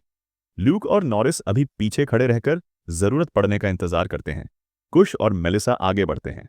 क्लेरिक की प्रोटेक्टिव बैरियर फेड हो जाती है जैसे ही वे अंदर जाते हैं और स्केलेटन्स उठने लगते हैं। दोनों बिना हेजिटेशन आगे चार्ज कर देते हैं। कुश जोश में है, पूरा कॉन्फिडेंट कि वे एनिमीज को तुरंत साफ कर देंगे। पीछे से देख रहे लूक को लगता है स्केलेटन्स कितने स्टूपिड हैं जो दिन की धूप में खड़े हैं। कुश हंसते हुए कहता है कि रिवॉर्ड मनी तो लगभग उनकी पॉकेट में आ ही चुका, लेकिन वो सोच पूरी करे उससे पहले एक स्केलेटन अपना वेपन घुमाता है और सीधा उसके चेहरे पर मार देता है। दूसरा मेलिसा पर वार करता है। दोनों हवा में उछलकर जमीन पर जा गिरते हैं। नॉरिस और लूक शॉक में देखते रह जाते हैं जब दोनों फ्रंटलाइनर्स उठने की कोशिश करते हैं और भी अनडेड उनके पास आकर उन्हें गिरा गिराकर मारने लगते हैं। लूक पैनिक में नॉरिस को आवाज देता है कि अगर जल्दी कुछ नहीं किया तो वे सब मर जाएंगे। नॉरिस जल्दी से फायर स्पेल चांट करने लगता है। वो इन्फर्नो बुलाता है और कॉम्पैक्ट फ्लेम की बॉल समन करता है। लूक कंफ्यूज है, इतनी छोटी आग से क्या होगा। नॉरिस एक्सप्लेन करता है कि ये कंडेंस्ड हीट है, दिखने में छोटी पर इम्पैक्ट स्ट्रांग होना चाहिए। फ्लेम स्केलेटन्स की तरफ भेजता है लेकिन इम्पैक्ट वीक पड़ता है। स्केलेटन्स को लगभग कोई खास नुकसान नहीं होता। अब अनडेड की नजर लूक और नॉरिस की तरफ मुड़ जाती है। ग्रुप जल्दी से भागकर चर्च के गेट को बंद कर देता है। रैंक सी वाली स्केलेटन नाइट्स वाली क्वेस्ट भी फेल हो गई। अगले दिन वे फिर कोशिश करते हैं, इस बार ऑर्क्स का हंट। जैसे ही ऑर्क्स करीब आते हैं, मेलिसा एक्शन में कूदती है। वो एक ऑर्क पर उतरकर उसे सोर्ड से स्टैब करती है, लेकिन ब्लेड फंस जाती है। उसे शॉक लगता है कि ऑर्क तुरंत नहीं गिरा। इससे पहले कि कोई रिएक्ट करे, ऑर्क उसका हाथ पकड़ता है और उसे हवा में झुलाने लगता है, जैसे उसे उठाकर कहीं ले जाने वाला हो। वो स्ट्रगल करती रह जाती है और लगभग अंडरवेयर तक की हालत में हेल्प के लिए चिल्लाती है। ऑर्क कुछ देर उसे देखता है और फिर उसे नीचे फेंककर सिंपली वापस मुड़कर चला जाता है। नॉरिस और लूक हंसने लगते हैं, कहते हैं शायद वो ऑर्क का टाइप नहीं थी। मेलिसा गुस्से और शर्म से लाल हो जाती है। कुश ऑर्क की टर्न्ड बैक देखकर इसे परफेक्ट ओपनिंग मानता है और पीछे से जोरदार वार करता है, लेकिन उसकी तलवार बस बाउंस हो जाती है। ऑर्क को पीछे से लगने वाला हिट महसूस होता है और वह गुस्से में पलटता है। इससे पहले कि कुछ समझ पाए, ऑर्क उसे और मेलिसा दोनों को जोर से मारकर दूर फेंक देता है। रैंक डी वाली ऑर्क हंटिंग क्वेस्ट भी फेल हो जाती है। कुछ दिन बाद वे फिर कैपिटल के एडवेंचरर्स गिल्ड में दिखते हैं। सब पूरी तरह डिफीटेड लगते हैं। वे अभी भी हाल की सारी फेलियर्स के लिए गेल को ब्लेम कर रहे हैं। कुश सबसे ज्यादा अग्री करता है, स्पेशली क्योंकि उसे अपना पसंदीदा गियर बेचकर किसी तरह सरवाइव करना पड़ा। आसपास के दूसरे एडवेंचरर्स आपस में विस्पर कर रहे हैं कि कभी मशहूर वुल्फ पैक अब कितना नीचे गिर गया है। नॉरिस कहता है कि जैसे ही उनके पास फिर से कुछ गोल्ड आएगा, वे गेल को ढूंढने निकलेंगे। लूक मजाक मजाक में कहता है, शायद गेल सच में किसी मार्केट स्टॉल पर सामान बेच रहा हो। कुश भी अग्री करता है और पूछता है कि आज का क्वेस्ट क्या है। शायद गॉब्लिन वाला। मेलिसा कहती है, कम से कम वो सुनने में डूएबल तो लगता है, लेकिन जब वे गॉब्लिन से निपटकर लौटते हैं, वे पहले से भी बुरी हालत में होते हैं, थके, पटके हुए और मुश्किल से चलते हुए। गिल्ड में लौटने पर रिसेप्शनिस्ट पूछती है कि क्या इस बार भी फेल हुए। वे चिढ़कर उस पर भड़क जाते हैं। कुछ गालियां देता है और कहता है पूरा मामला अनफेयर था। उन्हें याद आता है जब उन्होंने गॉब्लिन क्वेस्ट एक्सेप्ट किया था। विलेजर्स शॉक्ड और थैंकफुल थे कि इतनी इलीट एस रैंक पार्टी उनका काम ले रही है। उन्होंने कहा था कि वे जितना हो सके उतना सपोर्ट करेंगे। कुश ने उन्हें भरोसा दिलाया था कि उन्हें कुछ करने की जरूरत नहीं पड़ेगी, वो सब खुद संभाल लेंगे। बाद में विलेजर्स हॉर्सेस पर सवार होकर आए, लेकिन शुरुआत से ही सब गड़बड़ रहा। एस रैंक वुल्फ पैक पूरी तरह गॉब्लिन्स के हाथों पिट गई। गिल्ड में वापस आकर कुश समझाता है कि विलेजर्स न सिर्फ पैसे देने से मना कर गए, बल्कि उन्हें लेजी और यूजलेस तक कह गए। गिल्ड की रिसेप्शनिस्ट कहती है शायद उन्हें अपना एस रैंक लाइसेंस ही छोड़ देना चाहिए। कुश गुस्से में उसका कॉलर पकड़ लेता है और कहता है कि उन्हें कोई आसान क्वेस्ट दे, लेकिन वो डरे बिना उसका हाथ पकड़ती है और जोर से उसके चेहरे पर स्लैप मारती है। कुश जमीन पर गिर जाता है। पार्टी के बाकी 3 मेंबर्स सिर्फ खड़े खड़े देख रहे होते हैं। समझ नहीं आता क्या करें। मौर्या उसके साथ चल रही थी, उसका आर्म पकड़कर जोर से खींचती हुई। वो पूछ रही थी कि आसपास कुछ है क्या।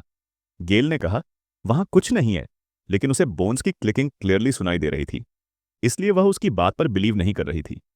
वो आंखें बंद करके गेल से चिपकी हुई धीरे धीरे आगे बढ़ रही थी। वो कहता है कि इस तरह उससे चिपकना बंद करो। मोरिया जिद करती है कि उसे महसूस हो रहा है आसपास पक्का कुछ है। तभी सच में कुछ प्रकट होता है, एक बोनी आर्म जो कब्र से बाहर निकलता है। फिर उसके साथ एक नॉर्मल स्केलेटन ऊपर आता है। उसके बाद उससे भी बड़ा स्केलेटन बाहर रेंगता हुआ निकलता है। मोरिया पूछती है कि क्या वो आंखें खोल सकती है। कहती है कि अगर क्लियरली देख सके तो शायद कम डर लगेगा। गेल को लगता है उसके लिए ये और स्कैरी होगा। वो उसे कहता है कि वहां कुछ भी नहीं है और एक काउंटडाउन शुरू कर देता है। फाइनल नंबर बोलते ही वो हाथ घुमाकर स्पेल कास्ट करता है, डिस्पेल। मैजिक काम करता है और स्केलेटन धूल में बिखरकर गायब हो जाता है। जब मोरिया आइज खोलती है, अनडेड पहले से ही गायब है। वो पूछती है क्या उसने सच में डिस्पेल मैजिक से उसे हराया। गेल कहता है हाँ, इजी था। मोरिया शॉक में है। कर्स हटाने वाला स्पेल यूज करके अनडेड को हराना, ऐसा उसने पहले कभी सुना ही नहीं। गेल समझाता है कि यह कुछ हद तक प्रीस्ट्स जैसा होता है। मोरिया कहती है प्रीस्ट्स होली मैजिक से बुराई को प्यूरिफाई करते हैं। गेल का मैजिक वैसा नहीं है। गेल मानता है कि यह प्योर होली मैजिक नहीं है और यह तरीका ज्यादातर समय अच्छा थॉट नहीं माना जाता। वो पूछती है क्यों। गेल सोचकर धीरे धीरे समझाता है जो वो कर रहा है वो डेड को सिर्फ भगाने के बारे में नहीं है, ये ज्यादा उनके स्टोरीज सुनने जैसा है। गेल हाथ में एक स्कल पकड़े होता है और मोरिया पास खड़ी उसकी बात सुनकर कंफ्यूज महसूस करती है। उसे समझ नहीं आता कि अनडेड की कहानी सुनने से उसका क्या मतलब है। समझाने के लिए गेल उससे पूछता है कि उसे क्या लगता है अनडेड क्यों उठते हैं और घूमते रहते हैं। मोरिया गेस करती है मैजिक या मैलिस की वजह से। गेल कहता है कि वो सही सोच रही है। तभी उसके पीछे एक अनडेड उठ खड़ा होता है और वो डरकर चीख पड़ती है। गेल पलटकर उसे तुरंत हरा देता है। वो समझाता है कि क्रिप्ट जैसी जगहों में ये कॉमन बात है, अनडेड अचानक सामने आ जाना। वो फिर डिस्पेल स्पेल यूज करके दिखाता है कि वे कैसे रिएक्ट करते हैं। वो मोरिया से कहता है कि अनडेड के पॉइंट ऑफ व्यू से इमेजिन करो, ये वो लोग हैं जो किसी रिग्रेट, किसी अधूरी भावना या ग्रीवेंस की वजह से जिंदा दुनिया में लौटते हैं। फिर कोई आता है, होली वर्ड्स चिल्लाता है और बिना उनकी बात सुने उन्हें मिटाने की कोशिश करता है। मोरिया अभी भी पूरी तरह नहीं समझ पाती, तो गेल उसे उसके बचपन की मेमोरी से रिलेट करने को कहता है। क्या कभी पेरेंट्स ने उसे बिना एक्सप्लेनेशन सुने ही डांटा था। उसे याद आता है उसके पिता ने कभी उसे एडवेंचरर बनने के सपने पर खूब डांटा था। उन्होंने कहा था लड़कियों को ऐसे सपने नहीं देखने चाहिए, और जब उसने कहा कि दूसरी लड़कियां भी कर रही हैं तो उन्होंने गुस्से में मेज पर मुक्का मारा और उसे रोक दिया। गेल उसे वापस प्रेजेंट में लाता है, बताता है कि अनडेड के पास भी इमोशनल लेफ्टओवर्स होते हैं, वो फीलिंग्स जो वे मरते समय हैंडल नहीं कर पाए। कुछ भूखे मरते हैं और उनकी भूख की भावना उन्हें वापस खींच लाती है। कुछ अकेले मरते हैं और अब पूरी तरह छोड़े गए महसूस करते हैं। कुछ पर बहुत बड़ा अत्याचार हुआ होता है, जैसे किसी बेगुनाह को टॉर्चर करके मार दिया गया हो। यही इमोशंस उन्हें आगे बढ़ने नहीं देते।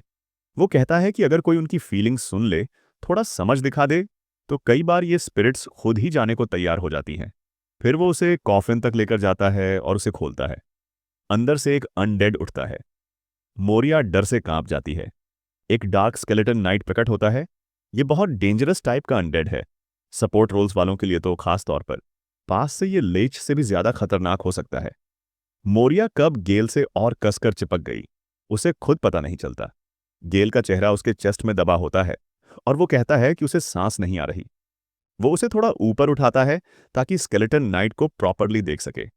वो उसे छोड़े बिना उसे अपनी बाहों में उठाए हुए आगे बढ़ता है। अनडेड अपनी सोर्ड निकालकर उनकी तरफ घूरता है। मोरिया रोने लगती है। गेल शांत रहते हुए अनडेड की तरफ उंगली तानता है और स्पेल कास्ट करता है।